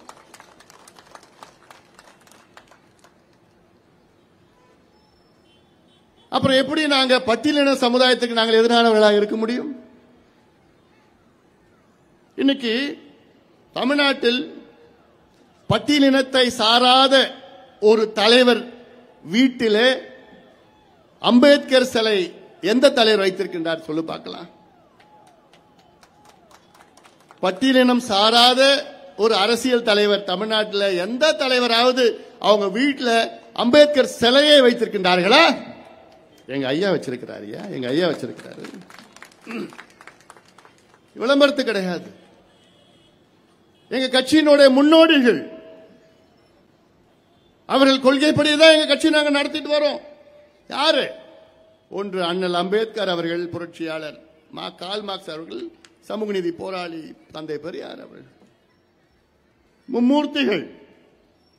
இன்னைக்கு திமுக அம்பேத்கர் படத்தை பயன்படுத்துகிறார்களா? அம்பேத்கர் கொள்கையை கடைபிடிக்கிறார்களா? இல்ல. அம்பேத்கர் அவர்களுக்கும் திமுகவுக்கும் சம்பந்தம் கிடையாது. காரணம், திமுக அப்படிப்பட்ட ஒரு கட்சி. அது வெளியில மேடையில பேசுகிறார்கள், அவ்வளவுதான். வசனம் பேசுகின்ற கட்சி அவர்கள். செயல்பாட்டிலே ஒரு துளியும் கிடையாது. நாங்க என்ன செய்யறோமோ, என்ன பேசுவோமோ அதை நாங்கள் நடைமுறைப்படுத்துவோம். நீங்க திமுகவில் ஸ்டாலின் அவர்களோ அல்ல அதிமுகவில் எடப்பாடி பழனிசாமி அவர்களோ இன்னைக்கு சொல்லுவாங்களா, நாங்கள் அடுத்த முறை வந்தாலும் சரி, இல்ல திமுக இந்த முறை நாங்கள் ஒரு பட்டியலின சமுதாயத்தை சார்ந்தவர்களுக்கு முதலமைச்சர் பதவி கொடுப்போம், இல்ல துணை முதலமைச்சர் பதவி கொடுப்போம் யாராவது சொல்லுவாங்களா? சொல்லியிருக்காங்களா? அவங்க சொல்றதுக்கு மனசு இருக்குமா? இல்லையே, வராது, மனசு வராது. காரணமா அவங்க வெறும் பேச்சுதான். அதை நீங்கள் புரிந்து கொள்ள வேண்டும். ஆனா பாட்டாளி மக்கள் கட்சி சொல்வது மட்டுமில்லை, செய்து காட்டியிருக்கிறது. நாங்க செஞ்சு காட்டியிருக்கிறோம். எங்களுக்கு கிடைத்த முதல் அமைச்சர் பதவி, முதல் எங்களுக்கு கிடைச்ச அமைச்சர் பதவி, மத்திய அமைச்சர் பதவி யாரு கொடுத்திருக்கிறோம்? தலித் எழில்மலை என்ற பட்டியலினத்தை சார்ந்தவர்கள் கொடுத்திருக்கிறோம். இந்த தைரியம் வேற எந்த கட்சிக்கு வருமா? எங்களை பார்த்து ஜாதி கட்சின்னு சொல்றீங்க. அன்று எங்களுக்கு 4 மக்களவை உறுப்பினர்கள் இருந்தார்கள். அந்த 4 பேர்ல ஒருத்தர் மட்டும்தான் பட்டியலினத்தை சார்ந்தவர். எங்க ஐயா யாருக்கு கொடுத்தாரு அமைச்சர் பதவி? அந்த ஒருத்தர் கொடுத்தார். தலித் எழில்மலை என்ற ஒரு நபர், அவருக்கு கொடுத்து மகிழ்ந்து பார்த்தார் மருத்துவர் ஐயா. இதாயா உண்மையான சமூக நீதி? திமுக கட்சி 49 தொடங்க கட்சி, அது எங்களுக்கு பிறகுதான் பட்டியலின சமுதாயத்துக்கு மத்திய அமைச்சர் பதவியை கொடுக்கிறாங்க. நாங்க 1998 தலித் எழில்மலை என்ற எங்கள் கட்சியின் பொதுச் செயலாளருக்கு மத்திய அமைச்சர் பதவியை நாங்கள் கொடுத்தோம். 98 திமுக முதலில் மத்திய அமைச்சர் ஒரு பட்டியலினத்தை சார்ந்தவர்களுக்கு எப்ப கொடுத்தாங்க தெரியுமா? 99 கொடுக்கிறாங்க. 99 கொடுக்கிறாங்க. இவங்க சமூக நீதி பத்தி பேச திமுகவுக்கு ஏதாவது தகுதி இருக்கா? அவங்களுக்குலாம் எந்த தகுதி கிடையாது. இதெல்லாம் திருமாவளவன் அவர்கள் தெரிந்து கொள்ள வேண்டும், புரிந்து கொள்ள வேண்டும். புரியுது, தெரியும், அவருக்கு தெரியும், அவருக்கு புரியும். ஆனா பேசுறது வேற. கூட்டணியில் இருக்கிறார்கள்.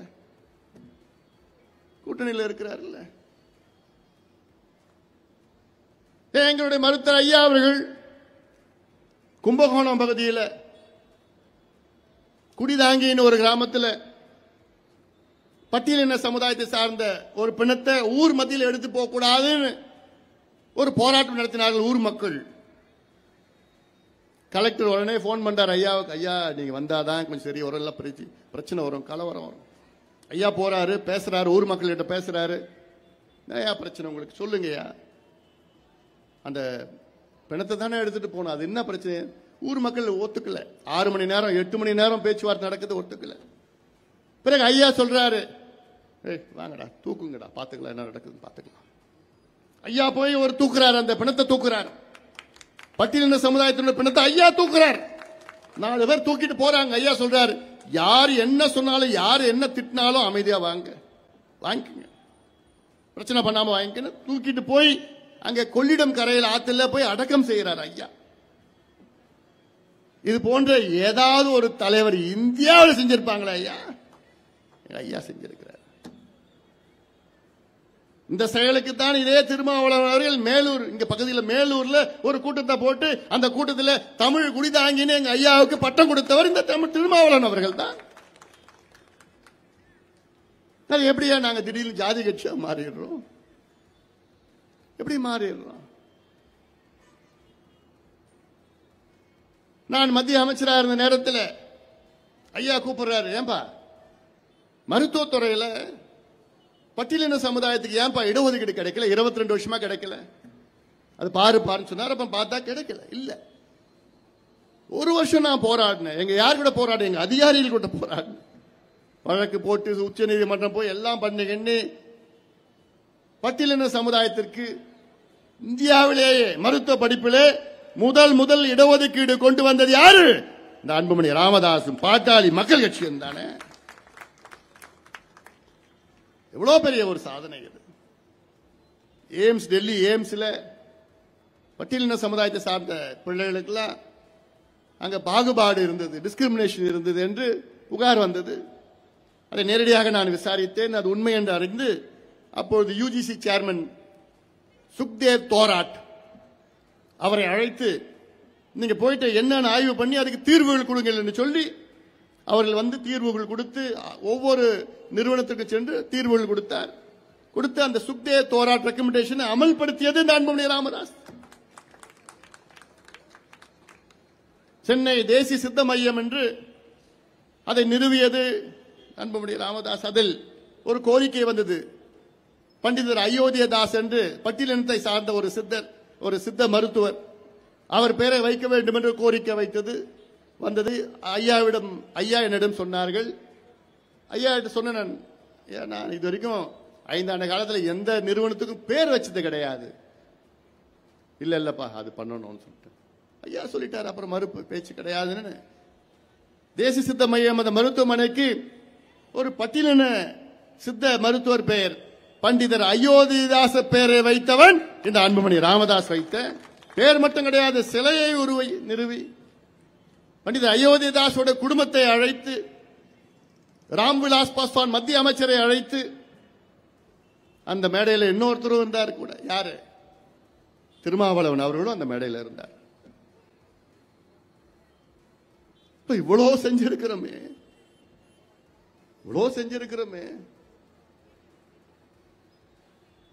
இன்னும் ஜாதி கட்சியா இருக்கிறோம். இந்தியாவிலே 2 இடஒதுக்கீடுகள், தமிழ்நாட்டில் 4 இடஒதுக்கீடுகள். நான் கேட்கிறேன், இன்னைக்கு இந்திய அரசியலில் எத்தனையோ தலைவர்கள் இருக்கின்றார்கள். நான் தமிழ்நாடு பத்தி நான் பேசக்கூட இல்லை, ஏன்னா யாருக்கும் தகுதியும் கிடையாது. இந்திய அரசியலில் எத்தனையோ தலைவர்கள் இருக்கின்றார்கள். அதில் ஏதாவது ஒரு தலைவர் ஒடுக்கப்பட்ட, அடக்கப்பட்ட, வஞ்சிக்கப்பட்ட, அடிமையாக்கப்பட்ட மக்களுக்கு ஏதாவது ஒரு தலைவர் ஒரு இடஒதுக்கீடு பெற்று தந்திருக்கின்றார்களா? ஒரு தலைவர் சொல்லுங்க, ஒரு தலைவர் பேரை சொல்லுங்க. இந்தியாவில் ஒரு தலைவர் கூட உங்களால பேரை சொல்ல முடியாது, யாரும் இல்லை. ஆனால் ஒரு தலைவர் 6 இடஒதுக்கீடுகளை பெற்று தந்திருக்கின்ற ஒரு தலைவர் எங்களுடைய மருத்துவர் ஐயா அவர்கள். 6 இடஒதுக்கீடுகள். நினைச்சு பாருங்கள். இந்திய அளவிலே பட்டியலின சமுதாயத்திற்கு மருத்துவ படிப்பிலே யூஜி, பிஜி.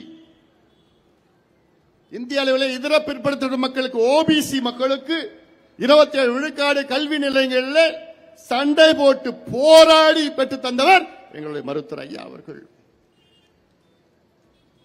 தமிழ்நாட்டிலே 20 விழுக்காடு இடஒதுக்கீடு, 21 உயிர்களை ஒரு நாள்ல இழந்தோம். அந்த ஒரு போராட்டத்தில் 32, 34 உயிர்களை இழந்தோம். இன்று வரை நூற்றுக்கணக்கான உயிர்களை இழந்தோம். 20 விழுக்காடு எம்பிசி என்று உருவாக்கியவர், கொண்டு வந்தவர் எங்களுடைய மருத்துவர் ஐயா அவர்கள். அருந்ததியர் சமுதாயத்துக்கு உள்ஒதுக்கீடு போராடி பெற்று தந்தவர் எங்களுடைய மருத்துவர் ஐயா அவர்கள். ஐயா இல்லைனா அந்த உள்ஒதுக்கீடு வந்தே இருக்கார். இஸ்லாமிய சமுதாயத்திற்கு 3.5 விழுக்காடு ஒதுக்கீடு பெற்று தந்தவர், போராடியவர், கட்டாயப்படுத்தி வற்புறுத்தி, கலைஞரை வற்புறுத்தியவர். இல்லைனா ஐயா இல்லைனா கலைஞர் கொடுத்து கூட மாட்டார் எங்களுடைய மருத்துவர் ஐயா அவர்கள். 10.5 விழுக்காடு இடஒதுக்கீடு வன்னியர்களுக்கு எங்களுடைய மருத்துவர் ஐயா. இவ்வளோ பட்டியல் நாங்க சொல்லிட்டு இருக்கிறோமே. திருமாவளவன் அவர்கள் ஏதாவது ஒரு பட்டியல் சொல்லட்டும் பார்க்கலாம். ஏதாவது ஒண்ணு சொல்லுங்க. கிடையாது. இது நான் ஏதோ பாட்டாளி மகிழ்ச்சிக்கும் திருமாவளவனுக்கும் பிரச்சனை, போட்டி, அந்த பேசுறதெல்லாம் நிச்சயமா கிடையாது. திருமாவளவன் அவருடைய எண்ணமும் எங்களுடைய மருத்துவர் ஐயா அவர்களுடைய எண்ணமும் ஒன்றுதான். என்ன, ஒடுக்கப்பட்ட மக்கள், அடக்கப்பட்ட மக்கள், வஞ்சிக்கப்பட்ட மக்கள், அடிமையாக்கப்பட்ட மக்கள், அவர்களுக்கு சமூக நீதி கிடைக்க வேண்டும் என்று இருவருடைய எண்ணம், இருவருடைய கருத்து ஒன்றுதான். அவர் வேறு திசையில சென்று விட்டார், அவ்வளவுதான். ஆனா இன்னைக்கு அவர் எந்த திசையில போகணும்னு அவருக்கே குழப்பமா இருக்கிறார். என்ன செய்யணும், எப்படி செய்யணும், அவர் குழப்பமா இருக்கிறார். ஆனாலும் அதை தெளிவுபடுத்தணும். எங்களுடைய பயணம் அடக்கப்பட்ட, ஒடுக்கப்பட்ட மக்கள் எல்லாம் முன்னுக்கு வர வேண்டும் என்று அதுதான் நாங்கள் பயணித்துக் கொண்டிருக்கின்றோம். அதே எண்ணமும் அவருக்கும் இருக்கிறது. கடந்த காலத்தில் ஏதோ பிரச்சனைகள்லாம் இருந்திருக்கிறது, அது நான் மறுக்கல. நான் இன்னும் எவ்வளவு காலமா கடந்த காலத்தை பத்தி பேசிட்டு இருக்க போறீங்க? வரும் காலம் என்ன செய்ய வேண்டும், ஆட்சி அதிகாரம் எப்படி பெற வேண்டும், நம் கொள்கைகளை எப்படி அமல்படுத்த வேண்டும், சமூக நீதி எப்படி பெற வேண்டும் என்று அதை சிந்திக்க வேண்டும். சும்மா குறை சொல்லிக்கிட்டு இவங்க இப்படி, அவங்க அப்படி, இவங்க இப்படி, இப்படின்னு சொல்லிட்டு இருக்கிறது. அதுவும் திமுக நம்பி போனீங்கன்னா உங்களுக்கு கிடைக்கிறது பட்ட நாமம் தான். திமுகவுக்கும் பட்டியலின சமுதாய மக்களுக்கும் சம்பந்தமே கிடையாது. திமுக பட்டியலின சமுதாய மக்களை எப்படி வழி நடத்துதுன்னு பாருங்க. 3 அமைச்சர்கள் திமுக இருக்கிறாங்க. இந்த கணக்கு நான் வேற கணக்கு, அது அந்த கணக்கு உள்ள நான் போல. எத்தனை எம்எல்ஏ இருக்கிறாங்க, அவங்களுக்கு எத்தனை அமைச்சர் கொடுத்திருக்கிறாங்க, அந்த கணக்கெல்லாம் நான் உள்ள போகல. ஆனால் திமுகவுக்கும் சமூக நீதிக்கும் சம்பந்தமே கிடையாது. தமிழ்நாட்டில் 34 அமைச்சர்கள் இருக்கின்றார்கள். அந்த 34 அமைச்சர்களில் ஒவ்வொரு அமைச்சருக்கும் ஒரு புரோட்டோகால் வரும். புரோட்டோகால் என்றால் முதலமைச்சருக்கு முதல் புரோட்டோகால், அவருக்கு தான் முதல்ல சேர், எது செஞ்சாலும் அவருக்கு தான் முதல், அப்படின்னு முதல் புரோட்டோகால். அப்படி 34வது புரோட்டோகால், 34வது அமைச்சர் யாருன்னா கயல்விழி செல்வராஜ். இந்த பகுதியை சார்ந்தவர்கள் 34வது இடத்தில் இருக்கின்றார்கள். அப்ப நினைச்சு பாருங்க, திமுக மனசுல என்ன இருக்கிறது, என்ன வன்மம் இருக்கிறது. திமுக 34வது இடத்துல யாருன்னா தேவேந்திர சமுதாயத்தை சார்ந்த கயல்விழி செல்வராஜ். 33வது இடத்தில் இருப்பவர் யாருன்னா மதிவேந்தன் என்று அருந்ததிய சமுதாயத்தை சார்ந்த பட்டியலினத்தை சார்ந்தவர் 33வது இடத்தில் இருக்கின்றவர். 31வது இடத்தில் இருப்பவர்கள் என்றால் கணேசன் என்ற ஒரு ஆதி திராவிட சமுதாயத்தை சார்ந்த அமைச்சர். 34 பேர்ல திமுகவில் 31, 33, 34. இதை விட ஒரு கேவலம் யாராவது இருக்குமாயா? இதை விட ஒரு கேடு வேறு யாராவது இருக்குமா? இதுதான் நீங்கள் பட்டியலின மக்களுக்கு கொடுக்கின்ற மரியாதையா? இதுக்காக தான் திருமாவளவன் அவர்கிட்ட போய் கெஞ்சிட்டு இருக்கிறாரா? எங்களுக்கு அரை சீட்டு கொடுங்க, 1 சீட்டு கொடுங்க, 1.5 சீட்டு கொடுங்க. நான் திருமாவளவனால் மட்டும் நான் சொல்லல, பட்டியலின சமுதாயத்தில் அத்துணை தலைவர்கள் வாருங்கள், எங்கள் ஐயா பின்னால் வாருங்கள், உங்களுக்கு விடுவு கிடைக்கும், உங்களுடைய எண்ணம் நிறைவேறும். உங்களுடைய எண்ணம் என்ன? சமுதாய மக்கள் எல்லாம் படிக்க வேண்டும், வேலை கிடைக்க வேண்டும், முன்னேற வேண்டும் என்ற நோக்கம். அது நிச்சயமா நடக்கும். எங்களுடைய மருத்துவர் ஐயா நினைச்சா நடக்கும். ஐயாவுக்கு ஒட்டுமொத்த மக்களும் ஆதரவு கொடுங்கள். இங்கே நமக்குள்ள பிரச்சனைகள் வேண்டாம். இங்க தென் மாவட்டத்தில் இருபெரு சமுதாயம் மோதி கொண்டிருக்கின்ற ஒரு சூழல் வேண்டாம். வேண்டாம் மோதனா யாருக்கு பாதிப்பு? இந்த 2 சமுதாயத்துக்கும் பாதிப்பு.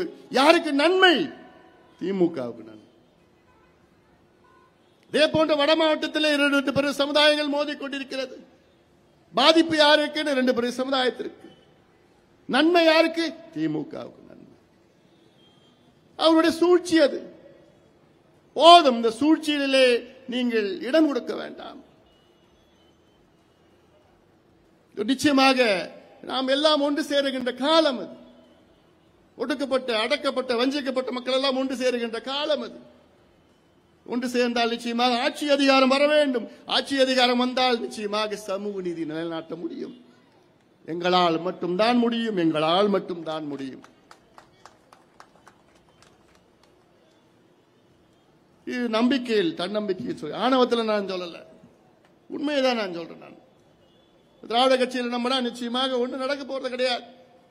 சும்மா போலாம், அரை சீட்டு, 1 சீட்டு, 1.5 சீட்டு, 1.25 எம்எல்ஏ, 2 எம்எல்ஏ, 2 எம்பி கொடுத்து அவ்வளவுதான் முடிஞ்சு போச்சு.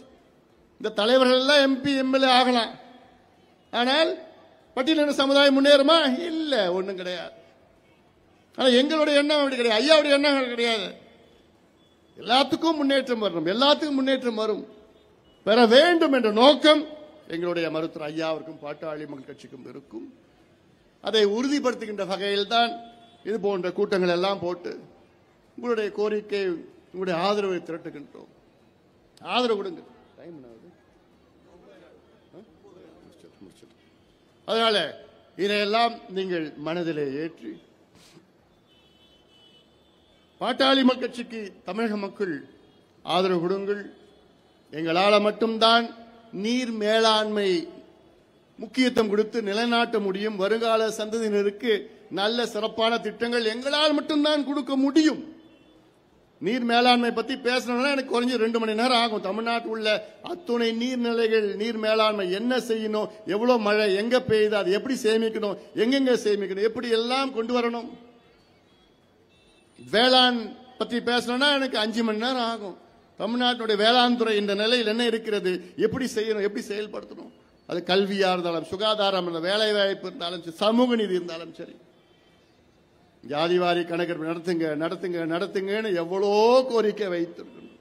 முதலமைச்சரும் எங்களுக்கு அதிகாரம் இல்லைங்க, எங்ககிட்ட அதிகாரம் இல்லைங்க, இப்ப மோடியை போய் கேளுங்க.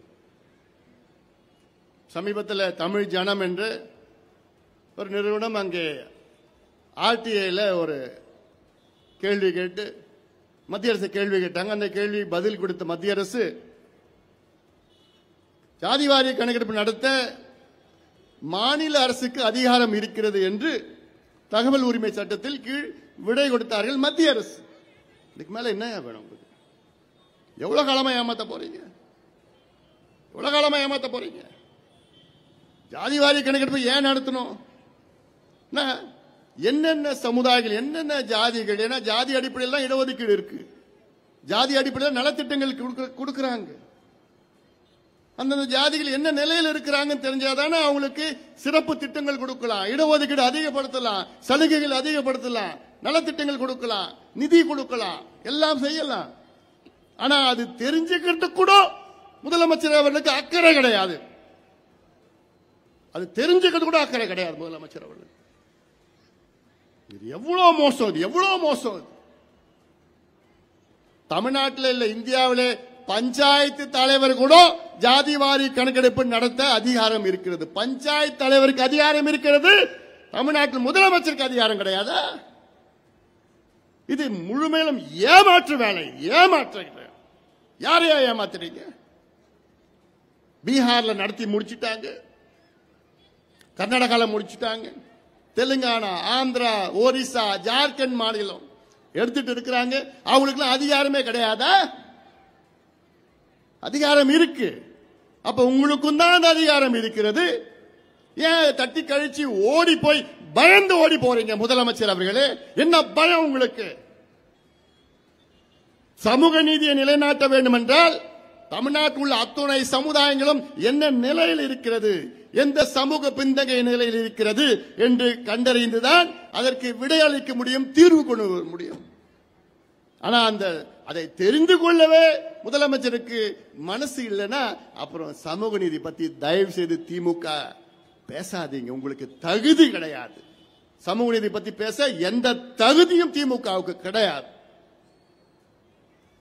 நிச்சயமாக வரும் காலம் கடுமையான போராட்டங்களை சந்திக்கின்ற திமுக அரசு உடனடியாக எடுத்துங்க, ஜாதிவாரி கணக்கு நடத்துங்க. ஏன் சொல்றேன்? தமிழ்நாட்டில் உள்ள 69 விழுக்காடு இடஒதுக்கீடுக்கு ஆபத்து வந்திருக்கிறது. எவ்வளோ சிரமப்பட்டு நமக்கு 69 விழுக்காடு இடஒதுக்கீடு நமக்கு கிடைச்சிருக்கு. எவ்வளோ போராட்டங்கள், கடந்த கால வரலாறு எவ்வளோ இருக்கு.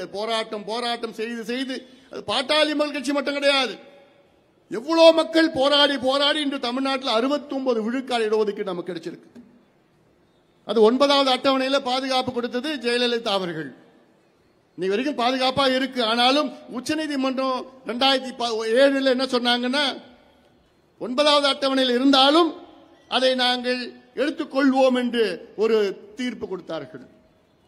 அது சொன்னவுடன் உடனே ஒரு வழக்கு போட்டாங்க. வழக்கு போட்டு இந்த வழக்கு 2010 வந்தது. இந்த வழக்கு அப்போ என்ன சொன்னாங்க நீதிபதி, உச்சநீதிமன்ற தலைமை நீதிபதி என்ன சொன்னார்னா, தமிழ்நாட்டு இடஒதுக்கீடு 69 விழுக்காடு இடஒதுக்கீடு நாங்கள் ஏற்றுக்கொள்கின்றோம் ஓராண்டு. இந்த ஓராண்டு காலத்திற்குள் தமிழக அரசு கணக்கெடுப்பு நடத்தி எங்களுக்கு தரவுகள் கொடுங்கள்.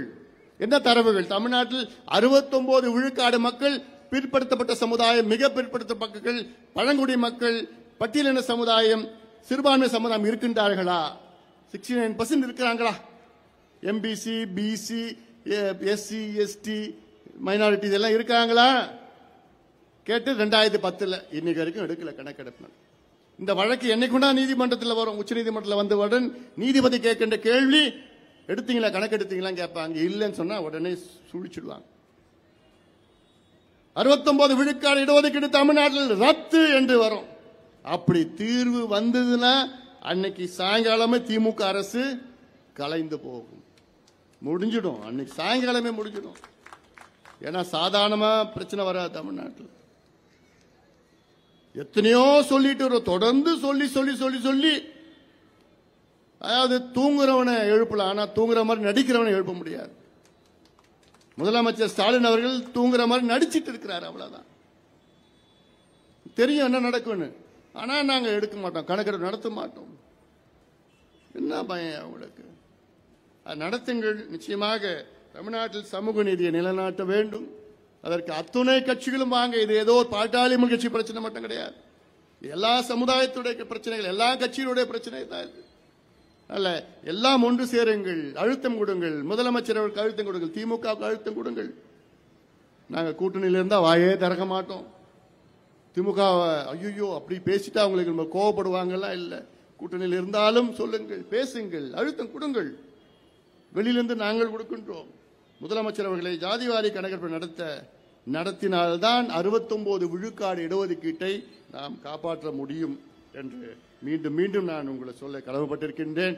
இந்த கூட்டத்தை மிக சிறப்பாக நடத்தி கொண்டிருக்கின்ற மாவட்ட செயலர் சண்முகநாதன் அவர்கள் உள்ளிட்ட அத்துணை நிர்வாகிகளுக்கும் என்னுடைய வாழ்த்துக்கள், பாராட்டுகளை நான் தெரிவிக்கின்றேன். இங்கே இருக்கின்ற மக்கள், மதுரையில் இருக்கின்ற மக்கள், ஒரு மாற்றத்தை நீங்கள் நிச்சயமாக கொண்டு வாருங்கள். உங்களால் உறுதியாக முடியும். காரணம், இங்கே தென் மாவட்ட மக்கள் இன்னும் கூடுதல் விவரமான மக்கள். தென் மாவட்ட மக்களே ஒரு செய்தி டக்கு டக்கு டக்குன்னு போயிடும். அவ்வளோ விவரம் உள்ள மக்கள் இங்கே. ஆனால் அதில் அரசியல் சிக்கல்கள் பல இருக்கிறது. அங்கே குரூப் பிரிஞ்சு இருக்கிறாங்க. எல்லாமே சமுதாயம், ஜாதி, மதம், இனம், மொழி எதுவும் பார்க்காதீங்க. எல்லாம் ஒன்று வாருங்கள். நம்முடைய நோக்கமே வளர்ச்சி, ஒட்டுமொத்த வளர்ச்சி. அதை எங்களால் மட்டும்தான் கொடுக்க முடியும். பாட்டாளி மக்கள் கட்சி மட்டும்தான் கொடுக்க முடியும் என்ற நம்பிக்கை எங்களுக்கு இருக்கிறது. உங்களுக்கும் எங்கள் மீது நம்பிக்கை வர வேண்டும். வந்து முழுமையாக எங்களுக்கு ஆதரவு கொடுங்கள் என்று சொல்லி நன்றியோடு அமர்கின்றேன். வணக்கம்.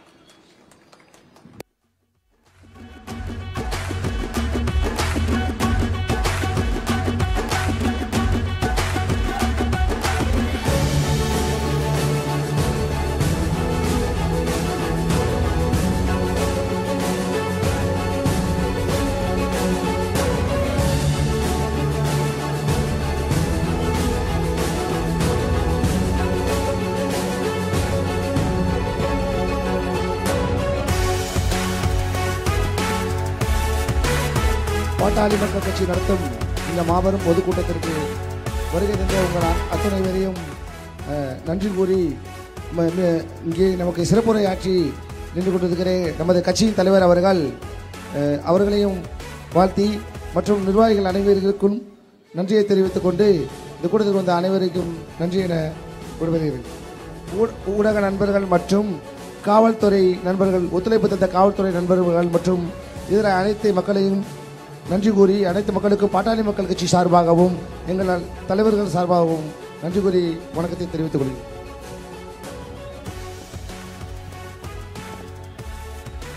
சமத்துவ மக்கள் கட்சியிலிருந்து பாட்டாளி மக்கள் கட்சியில் வந்து இணைகின்ற திருமிகு ஆனந்தகுமார் அவர்களை அன்போடு அழைக்கின்றோம்.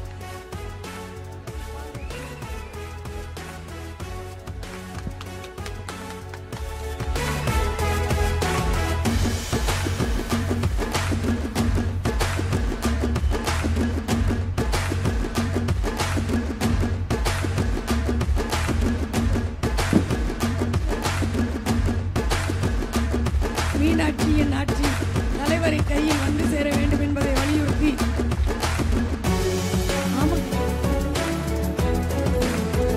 செங்கோல் பாட்டாளி மக்கள் கட்சியின் தலைவர் கையில் மதுரை பாட்டாளிகளால் கையினால் ஒப்படைக்கப்படுகிறது.